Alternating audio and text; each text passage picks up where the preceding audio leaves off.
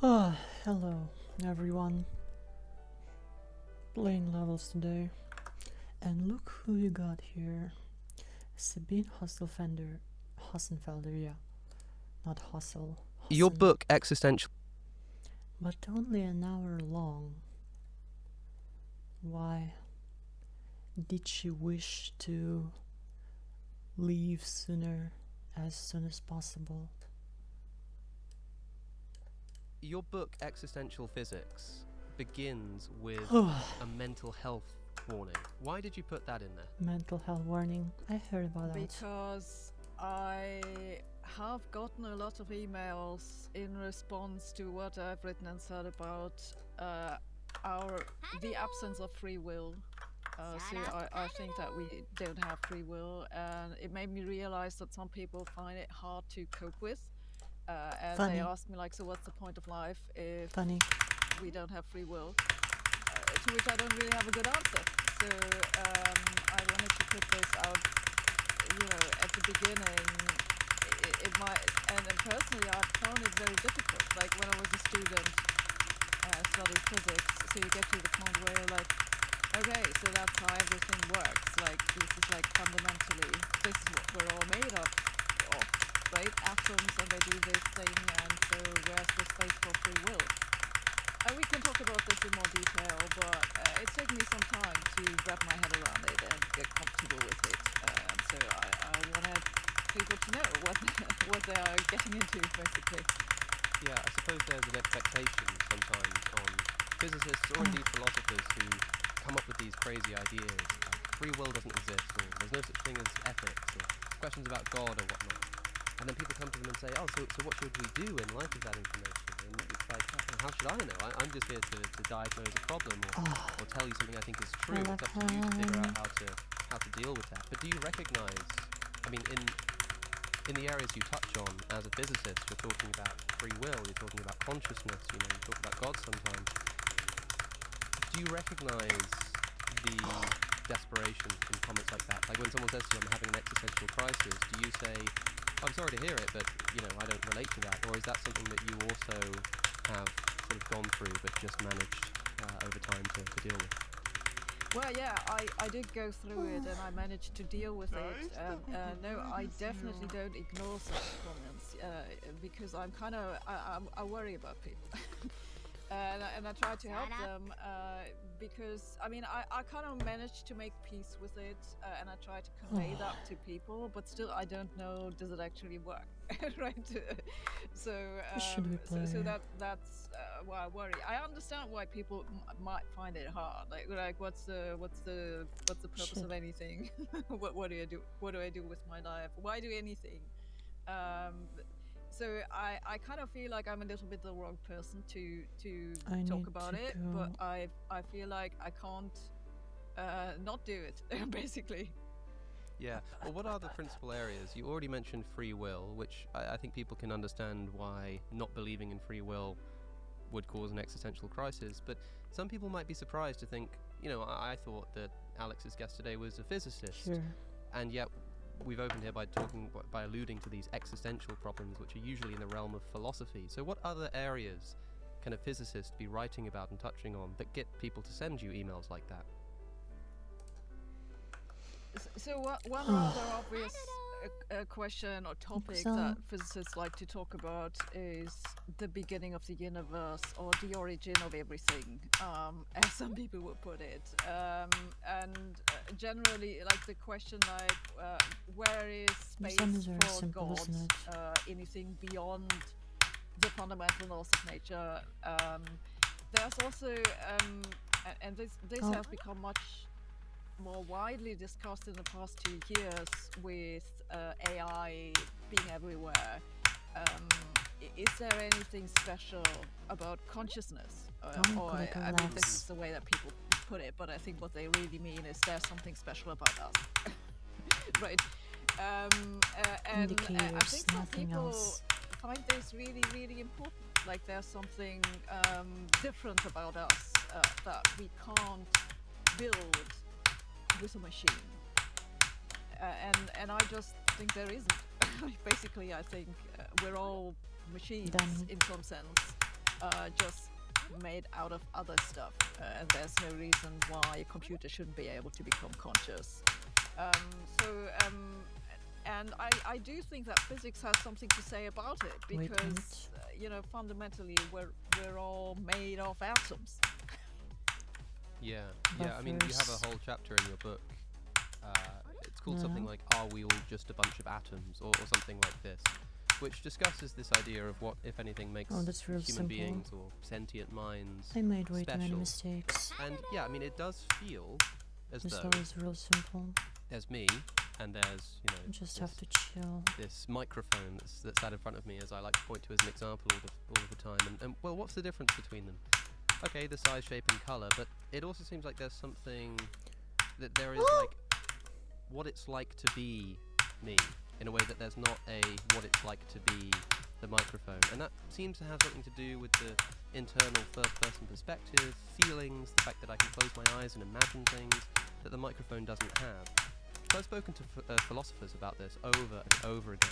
Where does this consciousness thing come from? Who But the from fuck a told physicist's you to perspective, if we are just talking about press atoms bumping together, Safe mode.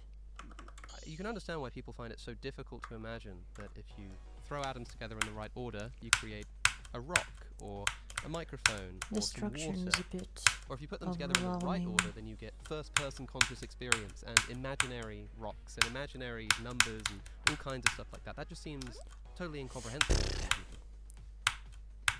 Yeah, well, so I want to start Yeah, by I'm saying sleep that deprived. Maybe the that German influences my title skill. of the book is Mehr als nur Atome, which means more than just atoms. so Sure. the point is, It we didn't- are more than just atoms. So it's not just about the things that we're made of, it's about the way that they're connected. It's about what they can do, which is exactly what you just said, right? So the human brain can do more Chill. than your microphone. It's just much more complex. So that's the question. Like, is this the only thing? Like, is this the only difference? That the human brain has just many more connections, many more things going on, and it has many more emergent features, as philosophers like to put it, than your microphone. And I think the answer is yes. That's it. It's at the moment, the human brain is much more complex than anything else we can think of. This is not But it may the not raw remain orb, that way. And but so one was the buffer. it's a related argument that Like I one bring up percentage in timing. the book is like, is this question like, do we actually need these atoms? Can we Alright, make it chill, of chill, something? girl. Can we build consciousness from something else? So there's the question like, do we actually need this particular biological substrate, so to speak? Is it somehow essential?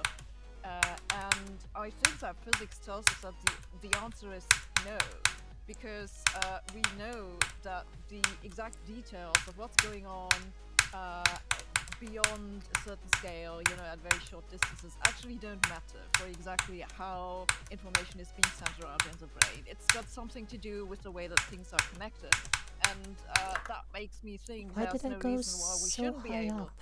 to reproduce this Did that with happen? some other system, be it silicon or whatever they now work with. I always I guess the moving I always hear objects people talk of tripped me graphene, over. but it never seems to become reality.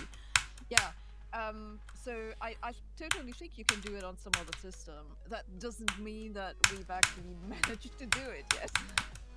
Yeah, sure. I mean, I think for a lot of people, they sort of just have this confidence that one day we'll work out how that process would work, but if we could conceivably just put atoms together in the same way, there's that thought experiment of replacing every neuron in your brain with like a transistor or something, and if you just replaced one single neuron with a transistor or some kind of silicon, would you notice a difference? And the answer's like, no, I think everything would function the same and the brain would still act in the same way. And well, if you just kept doing that over and over again, at what point would consciousness switch off? It kind of seems like it wouldn't, right? But on the other hand, there is this feeling that, like, I mean, the question I always ask people is quite like visually laden, but a lot of people can't like visualize things in their head. I don't Oh know my if God. you're one of these people who can close your eyes and imagine the color red, for example. Some people say that they can't, some people can, but at the very least you can probably imagine a triangle, right, in your head if you think of it, and it's got three It's easier to imagine a color than a triangle, I tell you. sides, and there are things that are true and there are false about it. And so, is it your view that, say, this triangle that I'm picturing in my head right now, just somehow, like, is the same thing as some kind of atomic structure within my brain? Because I think the dualist will think, no, that triangle exists in the mind because it's got spatial extension, it's got three sides, for example. Your brain, the atoms in your brain doesn't have those properties. So what's your view on that discussion? Like, what is this triangle? Where does it exist? How does it exist? Yeah, I wouldn't call it an atomic structure because that makes it sound like it is some sort of material in your brain that you're assembling. Right. But it's something, something that's going on in the circuits in your brain is what I would say. Yeah. Actually, I think we don't even have to speculate about this because people are now doing, brain experiment, not my area, but where they can basically read out what images people are thinking of. And so, I mean, it's, at the time it's not great, but at some point we'll probably be able to do it. Back to the show in just a moment, but first, do you trust the news? I don't, and a lot of that has got to do with the bias that inevitably seeps into media reporting. We can never get rid of media bias, but wouldn't it be great if there were a way for us as consumers of news to navigate the online media landscape, objectively comparing how different sources are reporting on the same story? That is exactly what today's sponsor, Ground News, allows you to do. Ground News aggregates thousands of local and international news outlets all in one place, so you can compare reporting across the political spectrum. Try it out at ground.news/AlexOC. Take a look at this story about Canadian and European space agencies reaffirming their relations amid political and economic anxiety. This is pretty great to hear, but I can see on Ground News that for whatever reason, of all the sources reporting on this story, 92% of them lean to the left, and none of them lean to the right. Stop with Ground News already. Yeah, I see. Fellow. And so, like, by looking at the brain structure, we'll be able to sort of use my link to get 40% off their unlimited access advantage plan. With that said, back to the show. Yeah, I see. And so, like, by looking at the brain structure, we'll be able to sort of see what it is that they're picturing in their heads, something like that, which at least shows an intimate connection between those two things. But for me, I've always tripped up on this mystery of the line between, like, the mental activity associated with the experience and the experience itself. In philosophy, the experience itself, as separate from the mental activity, there's a word for it, they call it qualia, right? And you've just put out a video about how science might have something to say on qualia. It's often thought that that's kind of where the science-philosophy divide is with consciousness. Science deals with the brain, philosophy deals with qualia, but what is it that was,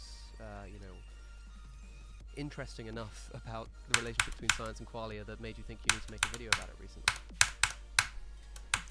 Yeah, so maybe let me say a more general thing. So I do these science news, I report on what other people do. It's not that I did this research or something. And so what the video was about is that I see this trend of people working in neurobiology or neuro something, who write papers about how they measured qualia. Like it's a thing. And so the video was about this trend, basically, that this qualia is moving from the side of philosophy to the side of science, where they just go and measure it. At least they call it qualia. I guess that there are philosophers who would disagree that this even is qualia. So of course, if you define it as something I'm not focused. Maybe I should not do these demons today. Because you define it that way. So that makes it by definition unscientific. But I think if you're talking about, the spirit of what was qualia supposed to be, like this subjective experience, then you can measure it. It's something that's going on in your brain circuits. Of course, that doesn't mean that somebody else can experience that actually. Oh, wait, what? Well, I I would say No. the only way that That was not somebody enough. else can experience the same as I some other deserve a person lot that of they pain, actually but are that was like person, too so that much. doesn't make any sense. Yeah, that's interesting what you just said about defining your terms. It's like, well, okay, scientists are beginning to study qualia, but philosophers look at that and go, well, the fact that you're studying it means it can't be qualia, because, you know, qualia is something that can't be measured. When you think of, like, redness or a triangle in your head or something, do you like understand the philosopher's critique where they say that there is something about that individual Fuck! experience of redness That which is the is tight just click I inaccessible to the scientific method, expected as to in, die there, like, do you because I think that fucking it's hate appropriate spiders, to and that click is just call fucking qualia that thing which is inaccessible to located science, or are you exactly sort of where more the optimistic fucking about speed changer the breadth of is, what science can do? which is I fucking don't tricky. know what the part would be that's inaccessible to science. So you do have an I experience. barely see We anything. can measure that in principle, you know, maybe not in practice yet, but in principle we could. So I don't see what else there is. I'm sorry, I'm a physicist all the way down. You know the famous Mary's room thought experiment. There's the you know, the girl in the room. So for the audience, there's a girl in a room called Mary, and we can imagine that she's given access to all of the information that could exist about the color blue. That is not just like the Wikipedia page that we've got today, but like every bit of information we could ever have about the wavelengths, about the science of the eye, about the psychology of the brain. She reads up and is an expert on all of it, but she's never seen the colour blue. But she knows everything that could be put into words about the colour blue. And the question is, Yeah, that I if she just then, don't feel after learning comfortable all with of that pattern. walks outside That's and my problem. sees blue for the first I time, almost died. does she learn anything new? And for a lot of people, intuitively, the answer is Why would you need yes. a But verifier for this? if the physicist says that everything about the experience of blue can be described in sort of scientific language, would you therefore say that she doesn't learn anything new when she steps outside of that room? Or is there some sort of third answer that I'm missing? First of all, I'm now super confused because I thought the color was red, not blue. But I mean, you never know. Maybe her blue is not red. Yeah, exactly. Yeah. No, of course she learns something new when she gets when she goes outside, because you know suddenly she has photons of certain wavelengths hitting her eyes, and that sparks some reaction, which she didn't have before. So it's just a different thing. So of course, just you know, having a physical sensory input isn't the same as learning everything about what the brain does in response to that input. So those are just two different things. I see. So I guess the question you could ask is like, imagine she had all this information about what people experience when they see the color red or blue, whatever, and she also had a sort of brain stimulation machine by the help of which she could, you know, excite certain neurons in her brain if she knew exactly what to do. Would she have the experience of seeing the color red? And my answer to this would be probably yes. Going by everything we know about how similar brains are. Now you could always argue that, of course, strictly speaking, your red isn't exactly the same as my red because our brains are slightly different. But I would say they're probably similar enough. That's really interesting. I guess that would count as a third option, which is that to sort of truly know everything about blue without seeing blue, you would also know exactly how to prod the brain in the right way to bring about the experience of blue, such that if she had the correct equipment to prod the brain in that way, she could bring about that experience of blue and learn what that experience was like without actually seeing something blue like in the room. Is that what you mean? Yeah, right. That's interesting. So you don't actually need the photon hitting your eye if you know what it does in response in your brain, basically. I see. That's cool. That's cool. And so the center of consciousness is the brain, and consciousness is just like the product of complex arrangements of things, or something like that. Like atoms arranged in a complex enough manner gives this centralized experience of consciousness. One of the other mysteries is like why if there are lots of moving parts all put together, why there's like this one singular, I want to fucking kill it. center for the consciousness, you know? Yeah, well, I absolutely fucking I hate think at it. this point it gets very difficult because we don't actually know exactly how consciousness works, and everyone has their own theory about it, and I think it's probably quite complicated. You need different specialized parts of the brain that do different things, but. And you think that that's ultimately going to be a Want to scientific try. rather than a philosophical question, or do you think that that's a bit of a phony distinction?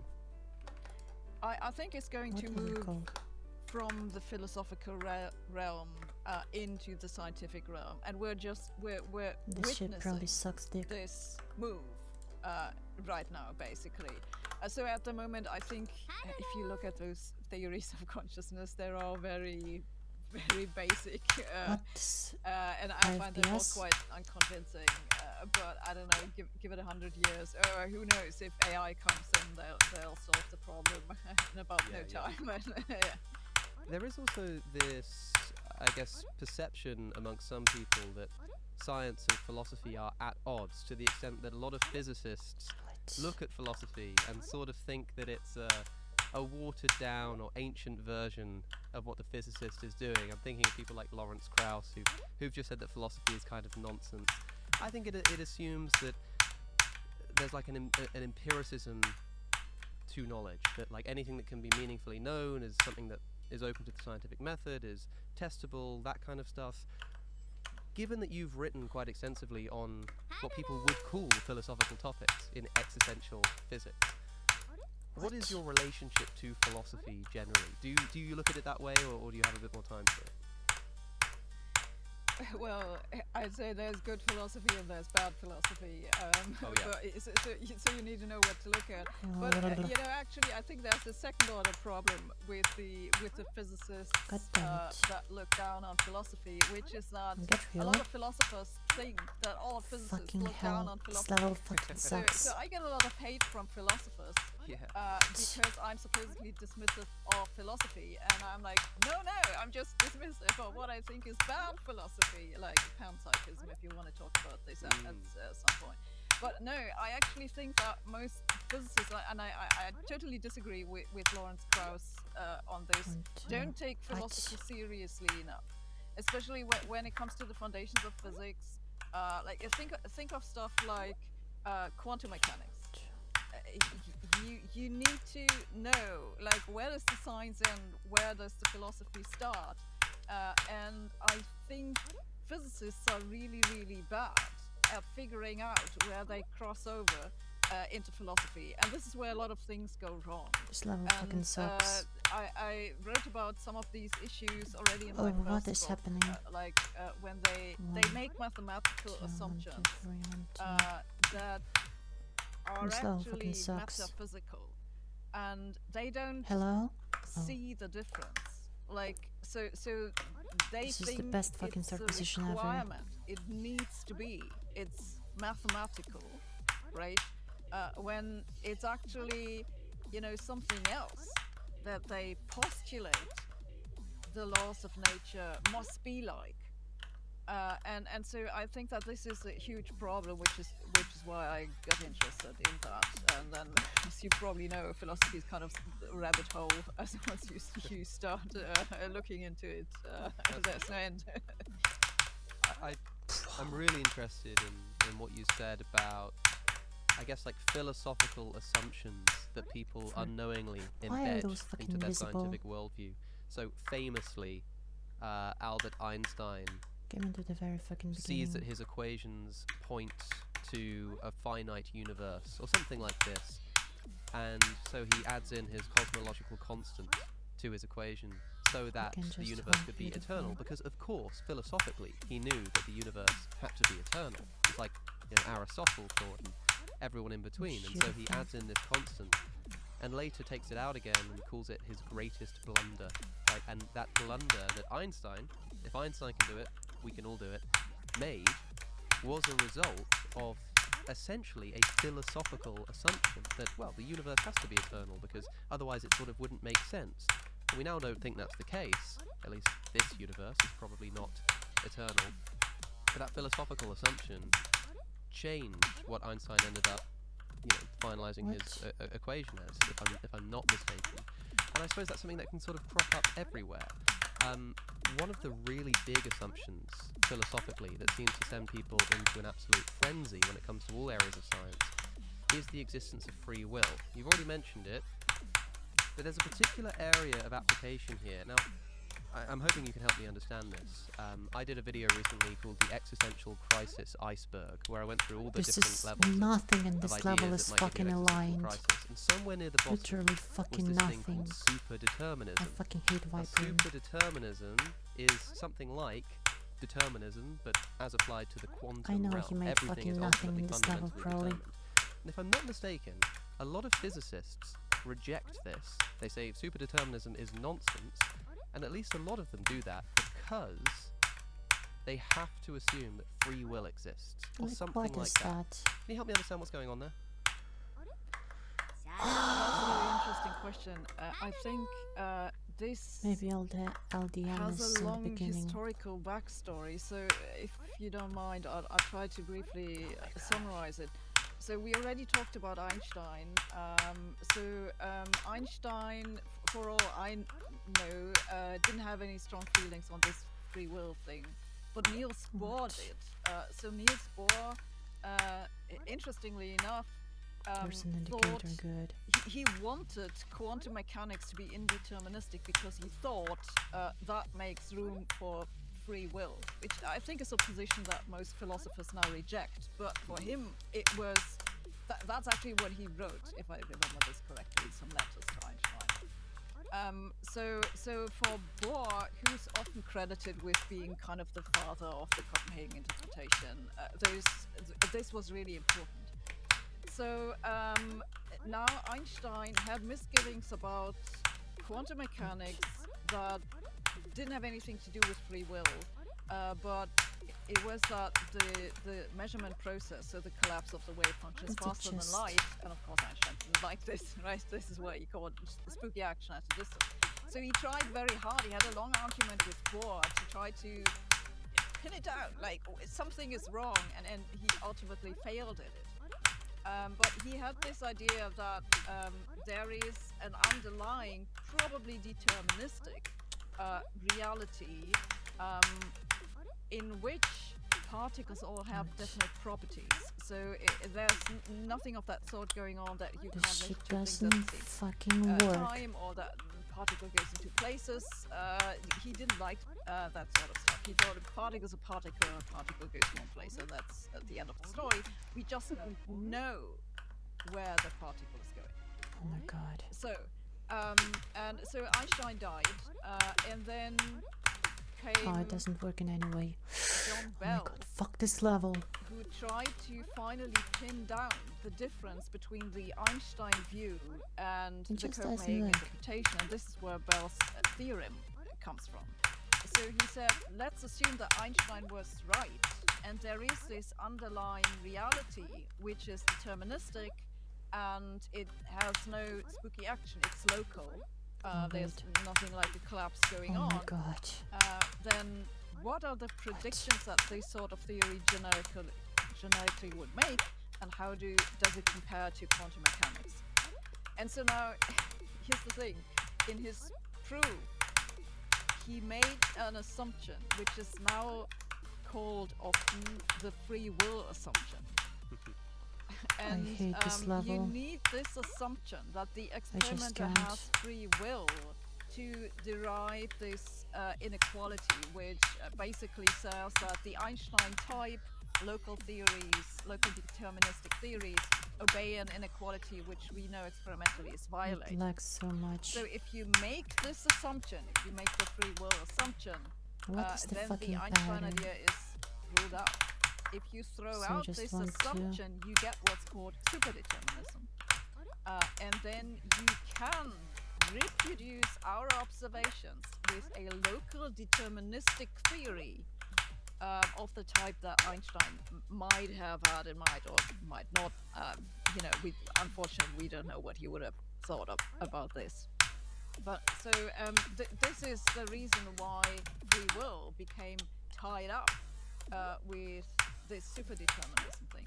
Now the issue is though that if you look at exactly what do they mean with free will, it doesn't have anything to do with what philosophers normally, or even, you know, standard people on the street. Let's not even talk about philosophers mean by free will. It's an assumption that's, you know, more technically it's known as measurement independence. It's got something to do with the correlation between the thing that you want to measure and the measurement settings. And you know, you can choose measurement settings with a computer. It doesn't necessarily have anything to do with free will. But yeah, so this is where it came from. And I think part of the reason this happened is that Bell himself, in his original proof of the theorem, seemed to have not noticed that he even made this assumption. So this was later pointed out to him by, among other things, John Clauser, one of the guys who won the Nobel Prize in 2022, that there was this extra assumption, which Bell then justified by alluding to free will. Fuck this level, where are the fucking coins? So you can kind of think, so like, he must have thought like, damn, right? Yeah. So suddenly there's this hole in his theorem. What? So he had to come up with a reason for why we need this assumption. And that was free will. That was free will. How do I know I get all the fucking coins? So let me see if I've got this right. So we've got this weird quantum stuff that goes on. People can imagine like the double slit experiment where there's like a wave pattern, but if you observe it, then it's a particle. All a little bit strange. And so there's this Copenhagen interpretation which says that the electron is actually a sort of cloud of probability, a wave function, which is a sort of prediction of probabilities of all the places it can go.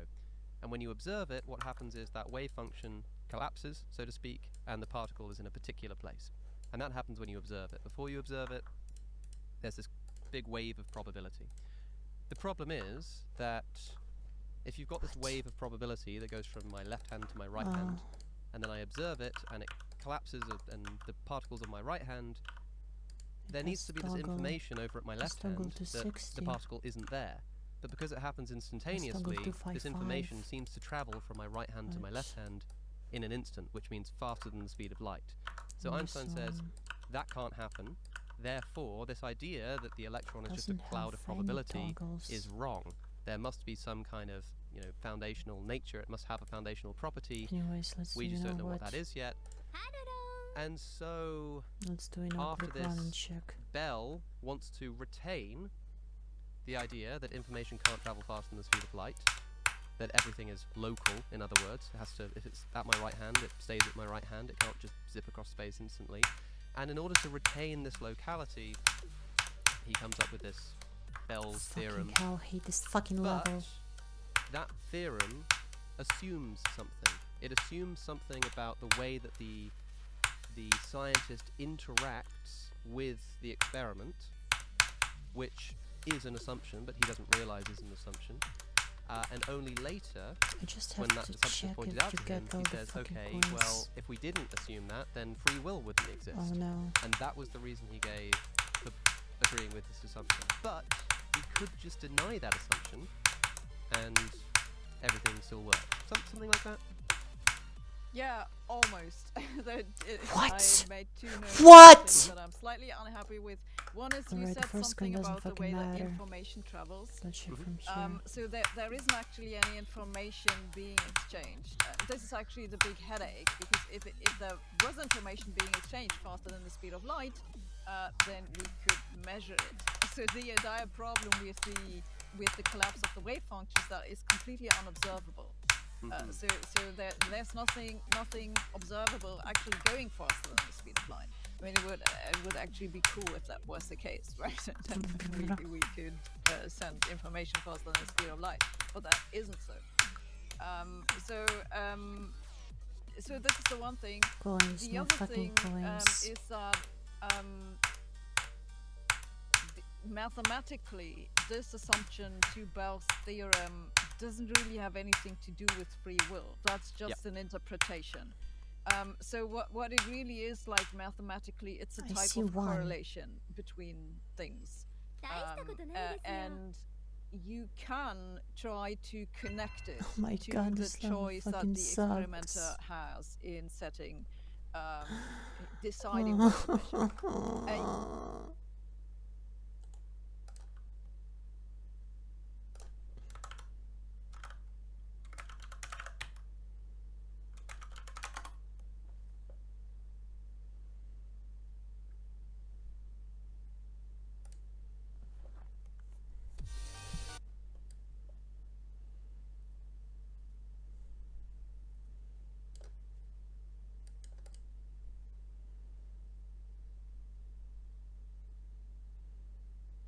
Where are your fucking coins?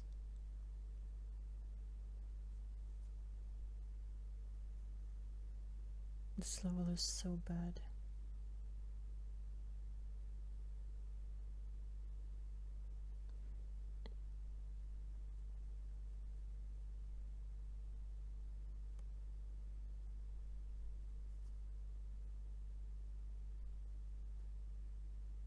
That is fucking one.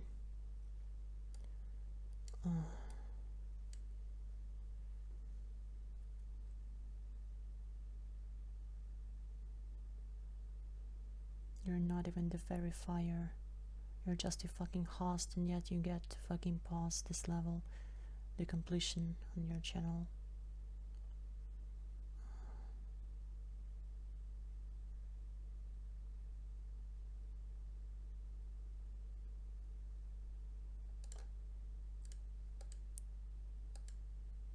He doesn't even touch that.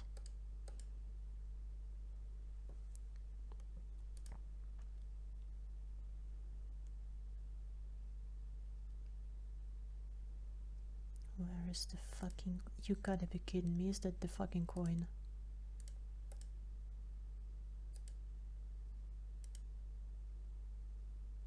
You gotta be fucking kidding me.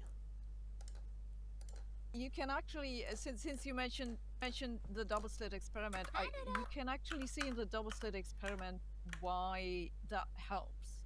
Because one of the weird things about the double slit experiment is, so you have these two slits, and then you get a wave pattern that comes from the interference of the two parts of the wave function that go through each slit. So, the weird thing about this is that the one particle, even if it's only one particle, it kind of needs to go through both slits to interfere with itself. Because if it goes through only one slit, it can't interfere with itself. So now what you can do is you can put a measurement device into one of the slits. What? And what happens then is what you said is that the interference pattern goes away. Because now the particle kind of, it knows I'm being measured. So it goes only one slit. So either it goes in the detector, then the detector goes pling, or it doesn't, then it goes through the other slit, but you don't get the interference pattern. So now I think you can see from this example that if the particle, what the particle does it split up or does it only go one way, is correlated with what you measure. Do you measure at the slit or do you measure on the screen? Then you can explain what's going on. Because if these two things are correlated, then you have a deterministic variable that tells you, does it go through both slits or does it go through only one? Yeah. So this is basically how superdeterminism works. If there is a correlation between, the observation of the phenomenon or the way that you observe the phenomenon and what actually happens, the phenomenon itself, if there's some kind of correlation between those two, between my looking at the particle and what the particle does, the detector and what the particle does, then, that's fine, there's no problem. Now, that's why it acts differently when we observe it and when we don't, because there's some correlation between us observing it and what it actually does. But the thing that Bell assumed is statistical independence, right? That is, that there is no correlation between your observation or the detector and the phenomenon itself. And what a physicist... So it's not that there is no correlation between the observation, but between what you observe Right. This is So like the unbelievable variable how that much you this actually last keep measure. fucking It's So what you sucks. observe. the path or the interference on the screen. This is So unbelievable. Bell You assumes don't that there is you no won't ever correlation imagine between those two until you things. play it yourself Uh, how bad it is. But as a physicist, you could assume that there is a correlation between those two forgot. things, and that would mean that Bell was wrong. But Bell wants to say, or at least that his theorem is Right. So incomplete, or yeah, I mean, look, it's a proof, right? And I think no one doubts that the proof is correct. You make you make assumption ABC, you get results so, and you know there are like 10,000 people have Alright, repeated. let's it. Pretty practice sure the it's bomb, I correct. guess I know. But there's like the question is, what does it tell us about reality? Like this is the question. Right? sure. Okay, so why is it then that when Bell is asked about Forgot. this, and someone says, "Hey, you know, you've assumed that there's no correlation between, you know, observing the path and the result of the Forgot. where the particle goes or whatever." Stop. Why does Bell then say, "Oh, well, we have to assume that because forgot. otherwise free I will forgot. wouldn't exist"? Well, how are they connected? At least in Bell's mind. Well, that's a very good question. So for one Oh my thing, God. there's generally the issue: how do you reconcile free will with determinism? Yeah. Even forget about the super. Like this is already difficult. So and we could stop at this point and brain. say, well, it's deterministic, so free will goes out the window. So this is one I answer. fucking forgot. The other answer is that I fucking forgot. what Bell had in mind, and sorry, I'm trying to think of a way to not make this too technical. So if you think about what I we just absolutely cannot discussed, do this part, so but what the particle is doing, does it go one plate or both, needs to fit together with the measurement I'ma that you tell make. you. So it somehow seems that Even though this is fucking the worst level ever, needs to be I just forgot. right This is the best part of the level. to It's actually fulfill this correlation. And so now your choice of it's measurement challenging in a good and deterministic interesting theory way. always came from an earlier course. So you can trace everything you do and say It's challenging and not think because it's can fucking be traced crap. back ultimately to the beginning of the universe.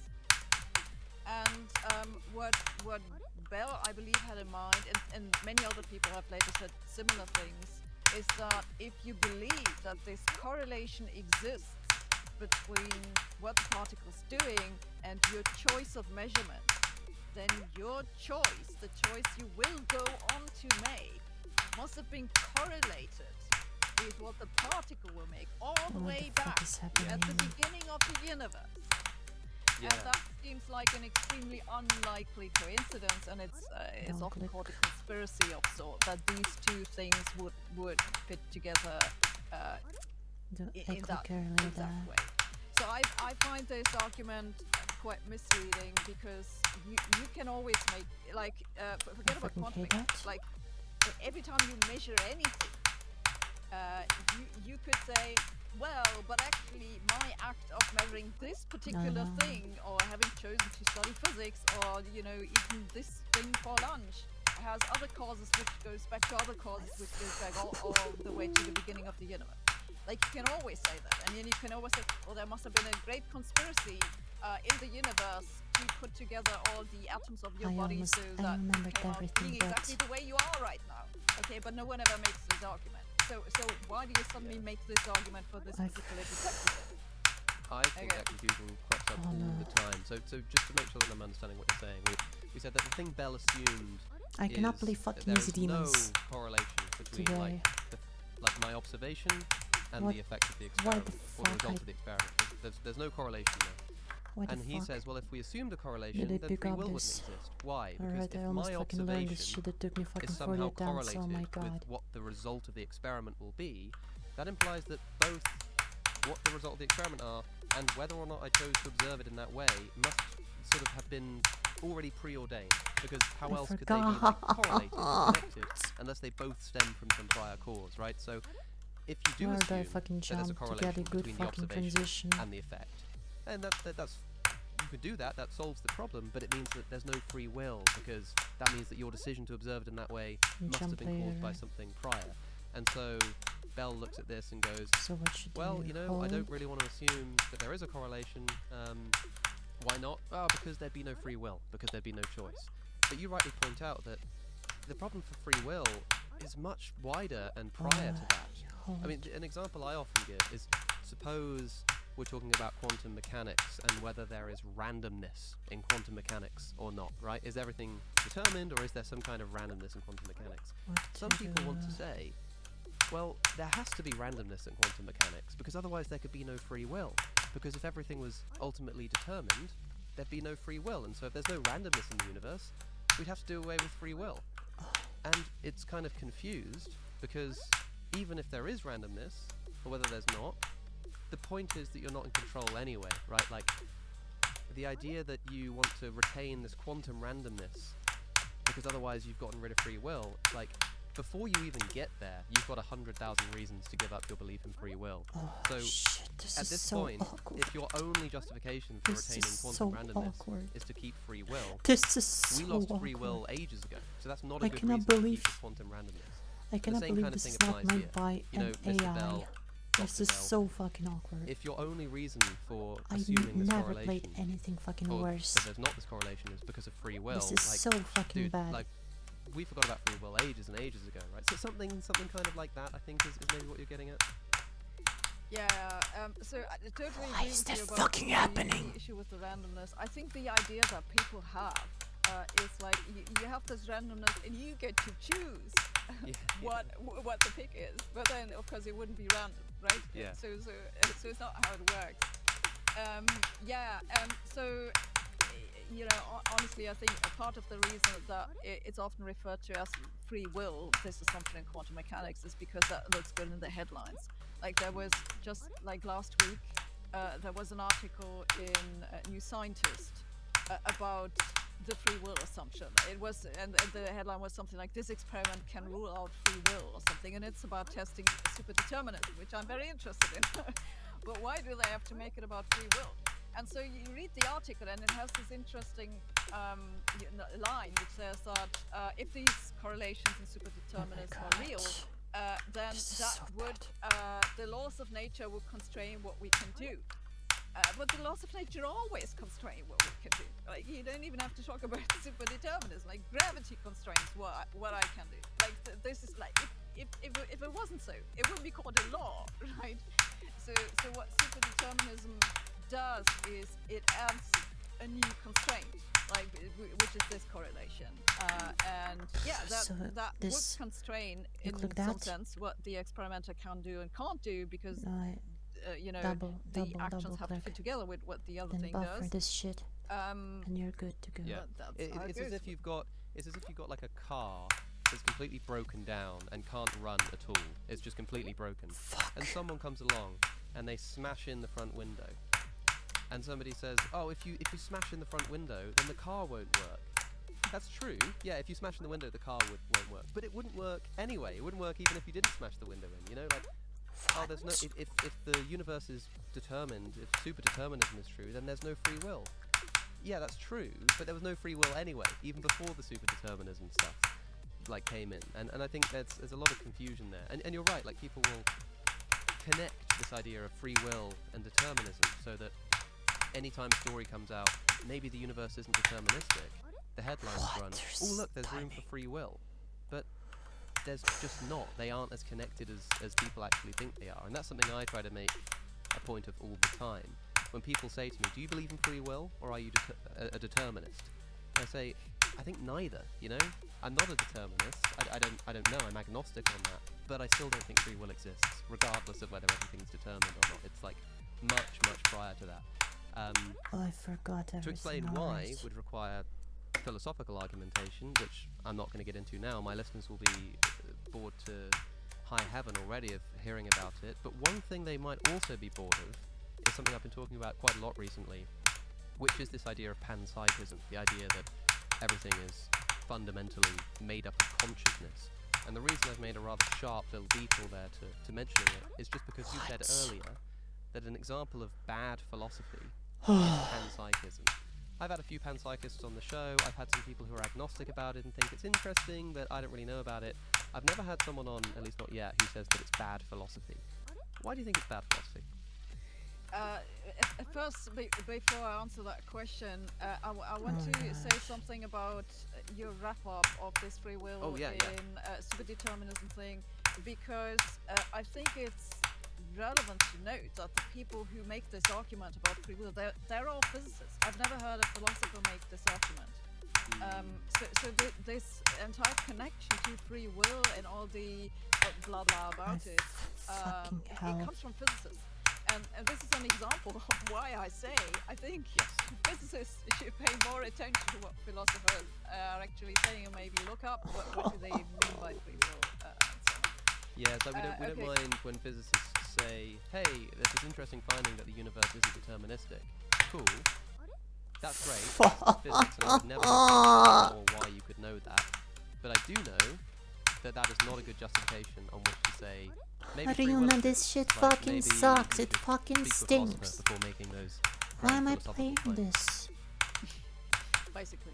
Yeah, so about... Why am I playing this? This is so bad. Basically, my opinion about this is the following. I should couldn't play fucking easy demons. This is too hard. One I'd say is properly philosophical. I cannot test this part. Flavor of dualism. So it's something that science can't test. And some people think it explains something, and we can talk about what does it mean to explain something. And then there is a version of panpsychism which has a physical element. It gives attributes, new attributes to particles and to everything else, which is this consciousness attribute. But I almost fucking survived! It's a physical thing. You're doing physics, and what you're saying is actually wrong.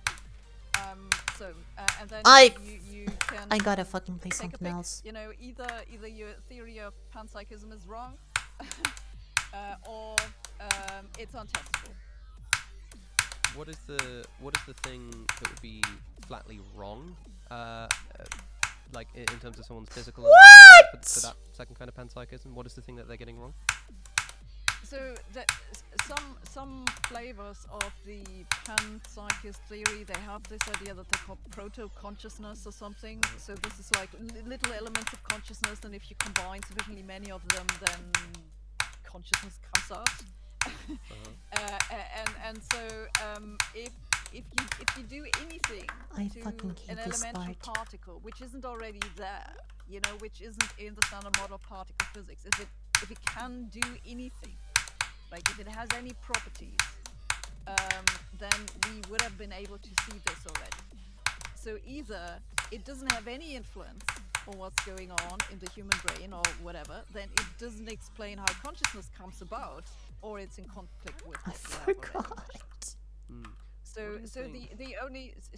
So sorry, one thing. So you can of course say that this proto-consciousness just doesn't have any properties whatsoever, but then again, it doesn't explain anything, right? It must be able to do something at some point.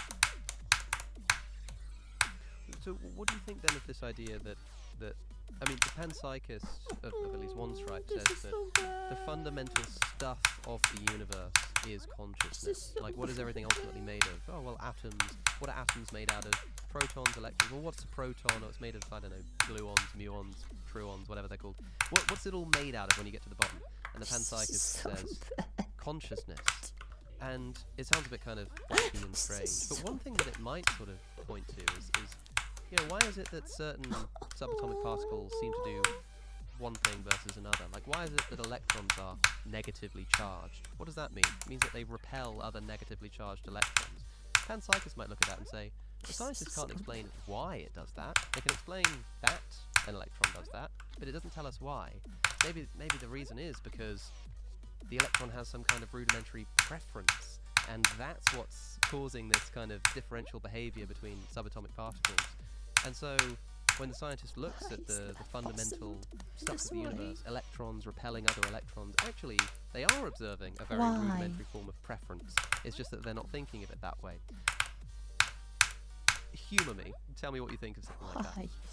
Well, I would say that doesn't explain anything. It's just a story that you can tell. So, you know, unless you can actually write it down and make a prediction with it. I'm Sabine actually makes sense here. doing it.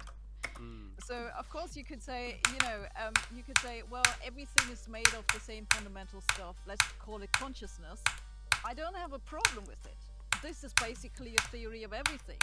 But just by giving it a name, you haven't explained anything. You need to tell me, well, how is it that your consciousness stuff, if you want to call it that way, differentiates in particles that have exactly those properties that we observe? Think of string theory. If you want, why not call the string consciousness? So are you happy with that? If you're a panpsychist? If not, why not? Yeah, because it doesn't explain anything further. One of the criticisms that people make of, well, I say criticisms, one observation or idea that people make about science as a whole is that it's purely descriptive. I talk about this a lot too, and I like speaking to physicists about it. I spoke to Brian Greene about this, for example. The idea is that science only describes things. It doesn't actually explain anything. Isaac Newton is the most famous example of someone who perfectly describes, well, almost perfectly describes, the mathematical laws by which the planets all sort of orbit each other and all of this kind of stuff, and describes it with perfection. But when he considers what gravity actually is, or like why it acts in accordance with those particular properties, he says, I've got no idea. Hypothesis non bingo is what he writes. Some people extend that to science as a whole.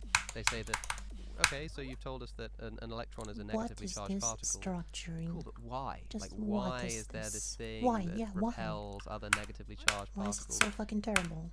Where do you fall on that debate? Do you think that science is completely descriptive, mostly descriptive, or that it does actually give us an explanation for why phenomena exist? Well, I would say you have a weird notion of explanation. So first of all, yes, I think science is totally descriptive. Like, what else would it be doing? But also, Worst like, level if ever, you fucking make worst your level ever made. assumptions or hypothesis or whatever you want to call them, your axioms of your theory, and you can use that to make a prediction that's actually correct. There's nothing that I fucking would call bad. that an explanation. And it's actually the best type of explanation that we have. And by construction, any theory will always require some sort of assumptions that you cannot explain further. Like, those are like the basic axioms where you say, okay, a particle is described by I don't know, a vector in a Hilbert space with some symmetry group or whatever. And so this is the basic assumption of your theory, and then you use that to derive what we observe. So this predictive power is important here. Can I give you one idea then, or one thought experiment as we sort of look to wrap up here? I'm imagining, right, so I'm going to do that thing that philosophers so often do, which is come up with completely ridiculous scenarios that hopefully will be instructive to some degree. Suppose I discovered that there was this trumpet, like in this room over here, and if I played a particular note on a trumpet, then a red light turned on over there. And if I play it quietly, it turns on quietly, and if it turns on very, very dimly, and if I play it loudly, it's very bright, and so on. And I'm like, I don't understand why it's doing that. I have absolutely no idea, right? But what I figure out is I describe with perfect accuracy, the relationship between if I play this note at this volume, we get this kind of brightness, and if I do it louder, then I get a brighter bulb. And I come up with a perfect mathematical description that accurately predicts exactly what will happen to the light bulb when I blow through the trumpet. So now I've got this mathematical system that perfectly describes and predicts with every time I try it, it's 100% accurate. It tells me exactly what the light will do when I play a particular note on the trumpet, right? So I've completely and utterly predicted exactly what's going to happen. If somebody then asked me, but why does blowing the trumpet make the light turn on? Like, what's the explanation for why that's happening? And I said, well, look, I think I've explained it as far as I can, which is by coming up with a mathematical description which accurately predicts what will happen in the future. I would feel like that hadn't actually explained anything at all.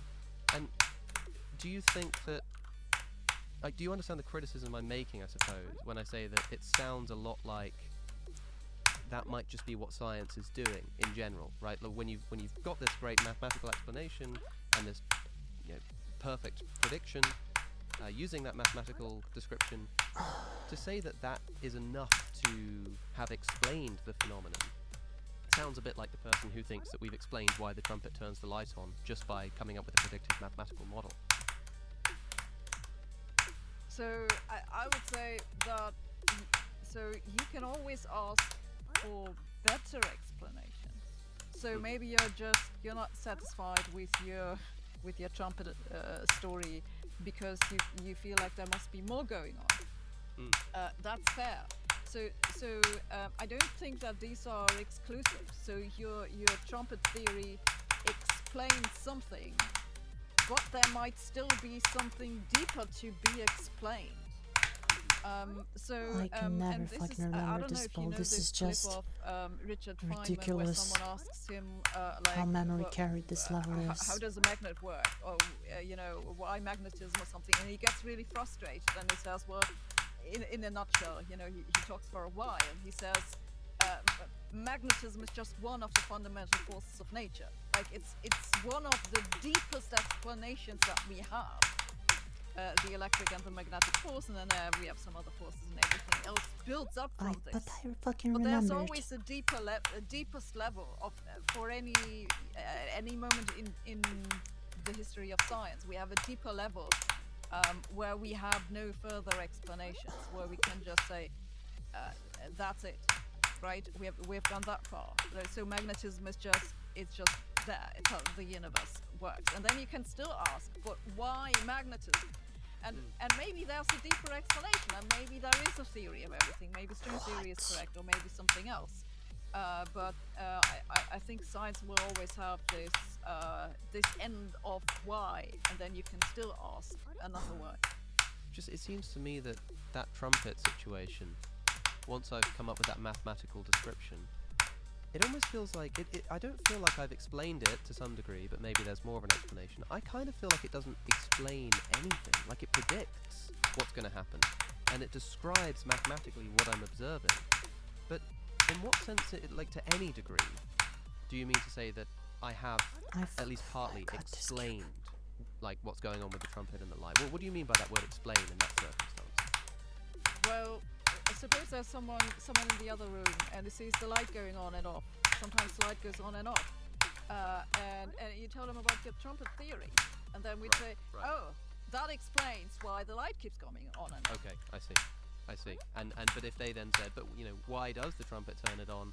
Then you would need a further explanation. But to at least some degree, I would then say in at least some context of like the information that you're looking for, it might explain something. But man, I suppose those listening can decide for themselves. And hey, let's boost some engagement. Leave a comment in the comment box down below as to whether you think that counts as an explanation or not. I'm still not sure, but it's one of the great thrills of doing this podcast that I get to ask people from all different kinds of fields. So I've asked the same question to Brian Greene and other physicists. I've asked the same question to all kinds of philosophers, and the one thing that's becoming evidently clear to me is that nobody seems to know for sure. But I appreciate you taking the time to run through some of these ideas with me. It's been fun, and if anybody is having an existential crisis, there is more to say. There are deeper levels on which we can discuss these things. Your book is Existential Physics, which should be an attractive enough title to anybody who's listened to a podcast like this for this long, and I'll leave it in the description down below. But with that being said, Sabina Hossenfelder, thanks for coming on. Lovely to talk to you. If you enjoyed that conversation, you might like my previous episode with Brian Greene, talking about string theory, the multiverse, and the limits of scientific explanation. Watch it by clicking the link that's on your screen. To support my work and get early, ad-free access to episodes, subscribe to my Substack at alexoconnor.com. Thanks for watching. Why is there even a possibility to tie like that? Would you kill one person? Would you kill one person? There's a fucking block. There is a fucking block. Alright. Oh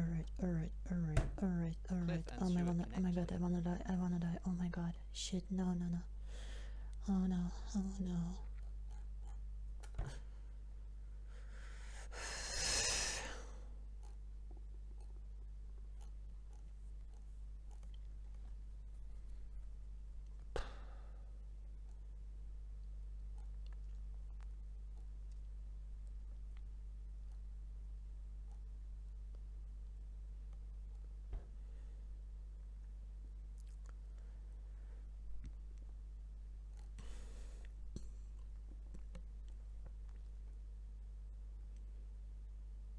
Where can I find their full conversation?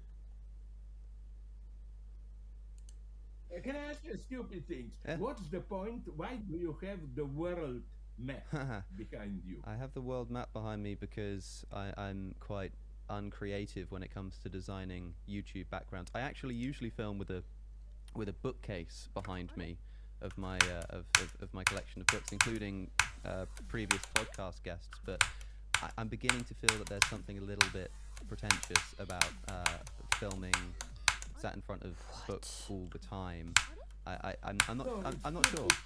Yeah. You know what I mean? Because there are people who actually read the books, and there are people who just sort of use books as a background, and I'm trying not to give that impression. My God. I have people, friends here in the United States and so on. My favorite case is not just you have books, you know that, even in Slovenia here, you can buy just the back of the book, you know. So if you have books, and not only this, you can then choose the color, you know. Yeah, you'll have of the to. back. Why? You'll have to let me know where I can get some of my those. favorite case, Why am I friends, is dying? that they have books, but then if you have this soft cover What is book, happening to me? you break the backs a little bit so that it appears that you read What them. is happening to me? And I even had a guy, What a is disgusting happening? professor, knew him. He was my friend, who admitted to me that he asks his assistant students Oh fuck. just to arbitrarily underline some sentences in some pages to Why? give the impression that it's a crazy word. Okay, everything clear. The reason I have the book behind me is not because of that, it's simply because it's the only room where I can I be forgot. alone. But I like now I discover as an ominous thing, then there is behind my I don't know which left arm, that ominous door with the window up. It's an element of horror, not just books. Okay, sorry for losing time. Now we really have to begin. Not a problem. You can I even wanted die to like that. actually begin This by level asking is you something retarded. about, the art. I saw This level is so recently retarded. that you wrote a piece for the New Statesman about the This is the Barbie worst level film, ever and it was created. called This is the Barbie worst Can't level Handle the ever Truth. fucking created. I saw that film This recently. is so bad. This is so bad. I Yes, thought This I is so thought as unbelievably much. bad. I thought as much. It would be theirs. Did you guess, since you're not an idiot, sorry to interrupting you, did you guess another thing? While I wrote that, I haven't seen either Oppenheimer or Barbie. So, what was Oh, it my that prompted brain, you my to brain, write my an brain, essay? my I know that brain, the my essay brain. only sort of My brain. mentions Barbie in one of the paragraphs and makes comparisons to One paragraph, other films of late. But how do you feel my brain. the confidence to write about a film that you haven't seen in such a way? I played it very safe, maybe even too safe.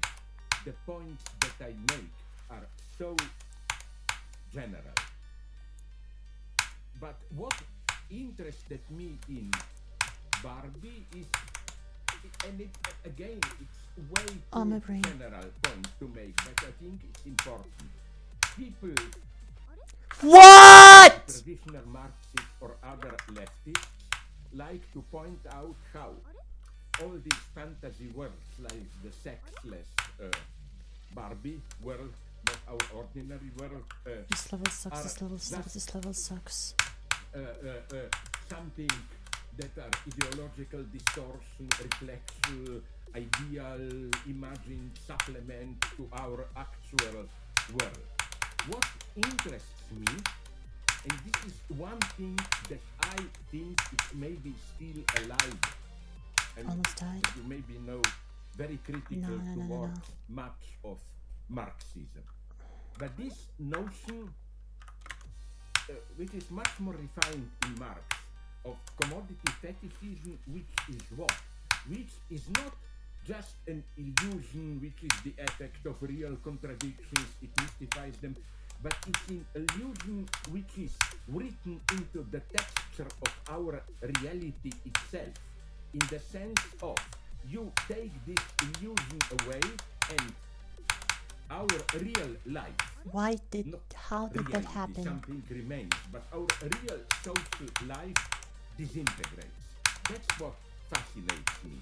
Illusions Nobody which fucking are not knows. simply illusions, which you can get rid of and see- then stare heroically into the eyes of I heard actual someone life, you know. laughing. Was it Alex? That aspect interests me, and you know who Fuck you in the ass. the first one Stupid to fucking level. show me this path? You will not believe it. Not some I big fucking idealist, hate it. but none other than Jeremiah Bentham, the great utilitarian. He proposed he should be re-read today. I think he was definitely not an idiot, Bentham, because many continental Why is there not an philosophers invisible thought platform? he was simply a utilitarian idiot and so on. No, in his Would have been theory much of fucking fiction, better. he makes this point hundreds of years ago very Why? clear Oh my god, that my although brain. in principle we should distinguish between fictions and reality, but fictions already structure what we experience as reality. So his whole work is again this Oh my simplistic god, this is the notion worst that ship part I've ever truly played. Even Aker courageous has to better ship parts than confront this. reality without This is fictions such crap. and so on and so on and so on. But what really interests me This is such why crap. This I is such read fucking that crap. bluff about those two movies, this may be for our viewers more interesting, is that today This is such I fucking noticed crap. that we have a whole series of Oh movies shit. which deal with some kind of passage from living in an imagined world to so-called reality. This is such crap! Barbie is an obvious case here.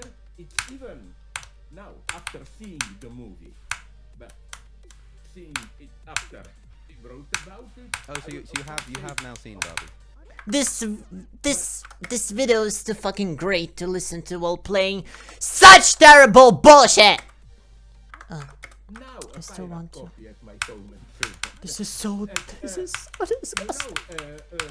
It's a pretty complex movie because it's not simply. It's not simply. It's neither reality versus fiction and so on. It's a much more complex relationship between the two poles. What I like is how, although our lives What? basically Transition. sexualized, What is why this transition? we What then is this? have Oh, this look at imagined this. world of Barbieland as asexualized, you know. And I think that this is a crucial point. Again, which what can is the be podcast even about? On sex? accounted for in Freudian terms. The so role cool. of fiction in reality, even sexual reality. Maybe you know the story that I repeat so much, I'm already tired of it. I read a couple of years ago now, I already think, Eve Wiseman, a commentator for Guardian, reports terrifying thing that happened to her. She was watching, and that's not an ironic remark. I like This to is use so the bad! not hardcore pornography, but This is hardcore pornography! sought a step And I'm not into it! like this about how they shoot hardcore pornography. Ah! The most depressive experience you can imagine. And okay, the camera is behind the hardcore camera showing the entire scene, and you have there an actor doing it to the lady on the back, and in the middle of doing it he steps back and he says, sorry, I'm losing erection, let's stop, can somebody pass me my iPhone? So that I go quickly on Pornhub, to get excited. Why is there a fucking fly in my body, or is it my hallucination? I felt a fucking fly in my body. About doing it. And Why is it even fucking possible to die like that? In the first place. everything. No matter how fucking badly I click the fucking orbs because of the fucking fly in my body. The deep lesson of psychoanalysis. It's not that everything is sexualized in this stupid sense. Whatever you are doing, you are secretly doing about for or dreaming about sexuality. No, Freud's question is, but what are you dreaming, fantasizing when you are doing it? The sexual act. Freud is here, I think, a great pessimist. What are you? His Why? Even in sexuality, you are never alone without fantasy. It's not that I'm with my lover or lovers alone and we are fully immersed in it, we are just doing it. No. Even in direct This is contact so with another's body, a fantasy is always at work. And I think this doesn't only call for children, for so-called infantile sexuality, where you don't know what happens in sexuality, you dream about it. No, it happens even in, and especially in real sex. Freud's message again is here much more I fucking refined. forgot It's what not to that, do. but when you become an adult, you no longer need this stupid infantile Ah! fantasies. You are simply able to do it. No, I'm not able to do it. new versions of infantile sexual dreams remain to the end. Remain to the end. So, okay, I don't want to get lost in it. So here, I thought maybe if we engage in a dialogue, because maybe I got a wrong impression from reading stuff.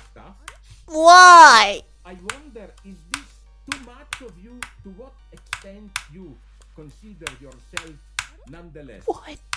it's vulgar to say, but British empiricist. Where do you stand here?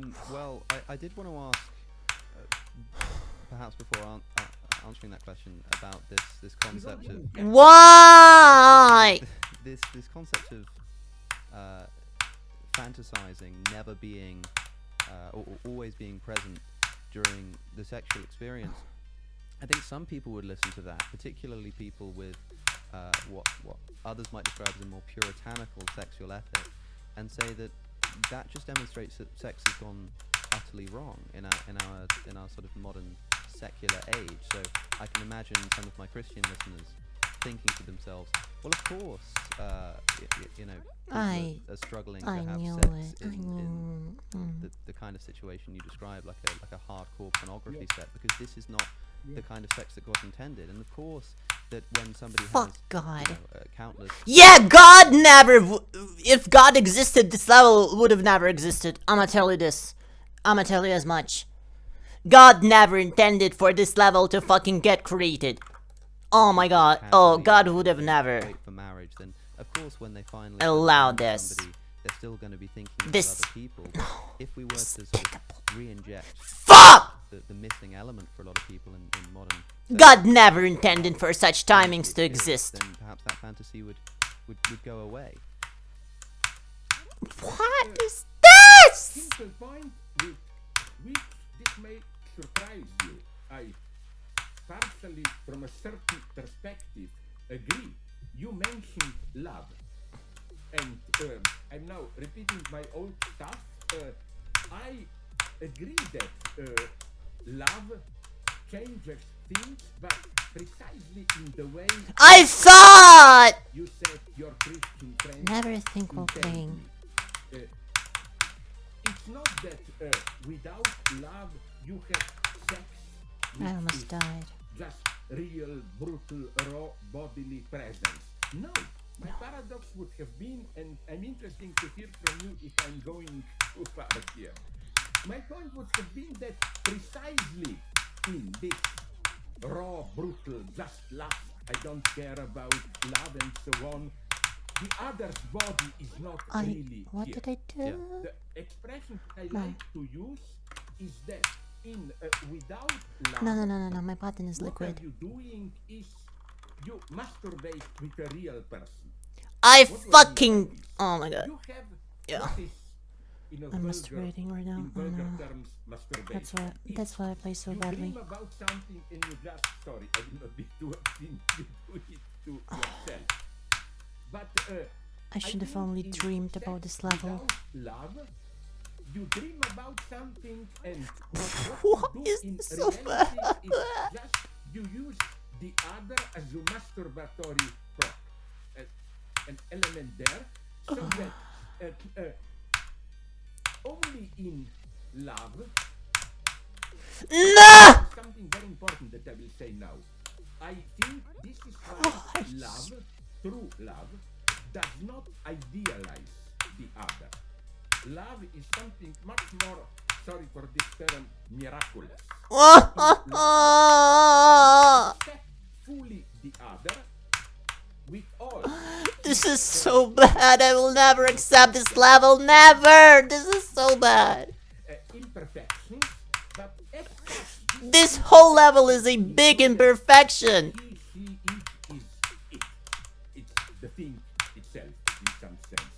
That's the almost. This is so terrible. miracle of love. That ridiculous person, and you don't have to erase that ridiculous aspect. Is in some sense, under quotation marks, of course, the absolute for you. Now, can I add two things here to provoke you? I want to throw you out of your this cool cosmic skeptic complacent view and so on. Please. Would you agree? I love Here. Alex. That's so okay. I hope we vaguely agree here, although it wasn't clear. Is this your Christian friend or you? That love is. Sometimes they do speak through me, yes. Yes, seems- that this basic paradox to really feel the other in its their Why am I sister dying like bodily this at presence. all? It must be love. Yeah, it's something like it's Without whatever love. the opposite of. Have you seen there was a roast of Donald Trump before he became president. There was a bunch of celebrities on stage and they were all making fun of him. And Seth MacFarlane, comedian, got up and said that Donald Trump has such an ego that when he's banging a supermodel, he closes his eyes and pretends that he's masturbating, which I thought was one of the more clever quips of the evening. So whatever the opposite of that is what I'm talking about. I Yeah. think. But another thing, I will not get lost about this. Don't. You know what also fascinates me? Apropos Trump, just a brief remark. You know, Trump presents himself as What kind of at least progress is this? superficially, as some kind of neoconservative. And where's my Christian fucking and so coin? on, blasting against this postmodern secular permissivity and so Oh, I know. on, referring to classical moral values and so on. But isn't it that the way he acts publicly, his performance, Oh! is the worst case that you can imagine, a ridiculous case of postmodern manipulating, egotist, and so on and so on. Absolutely. I don't think you have to criticize him from outside. Look at what he does. I've heard you say And before that it's Donald Trump is a postmodernist, and I'd be interested to hear what it is that you actually mean by that. Like postmodernism, it's a difficult thing to define, but perhaps you can give us some ideas here. Somebody who Why is this so bad? the term postmodernism, we have to use it carefully, because when this term was introduced, it meant something very precise. First, if I remember it correctly, it was introduced in architecture already early 60s, I don't know well. It was the end to simplify to the utmost of this glass and concrete. Why did that happen? It never happens! Return to what we in modernist times perceive as Baroque. Nobody fucking knows. And we have signs of this I hate this everywhere. level so For much. example, an unexpected example. In Russia, Fuck Russia. for the last 20, 30 years, you know that there is a great return to what even attracts me in a very perverted way, the Stalinist wedding cake baroque. You know all those Lomonosov University of House of Culture.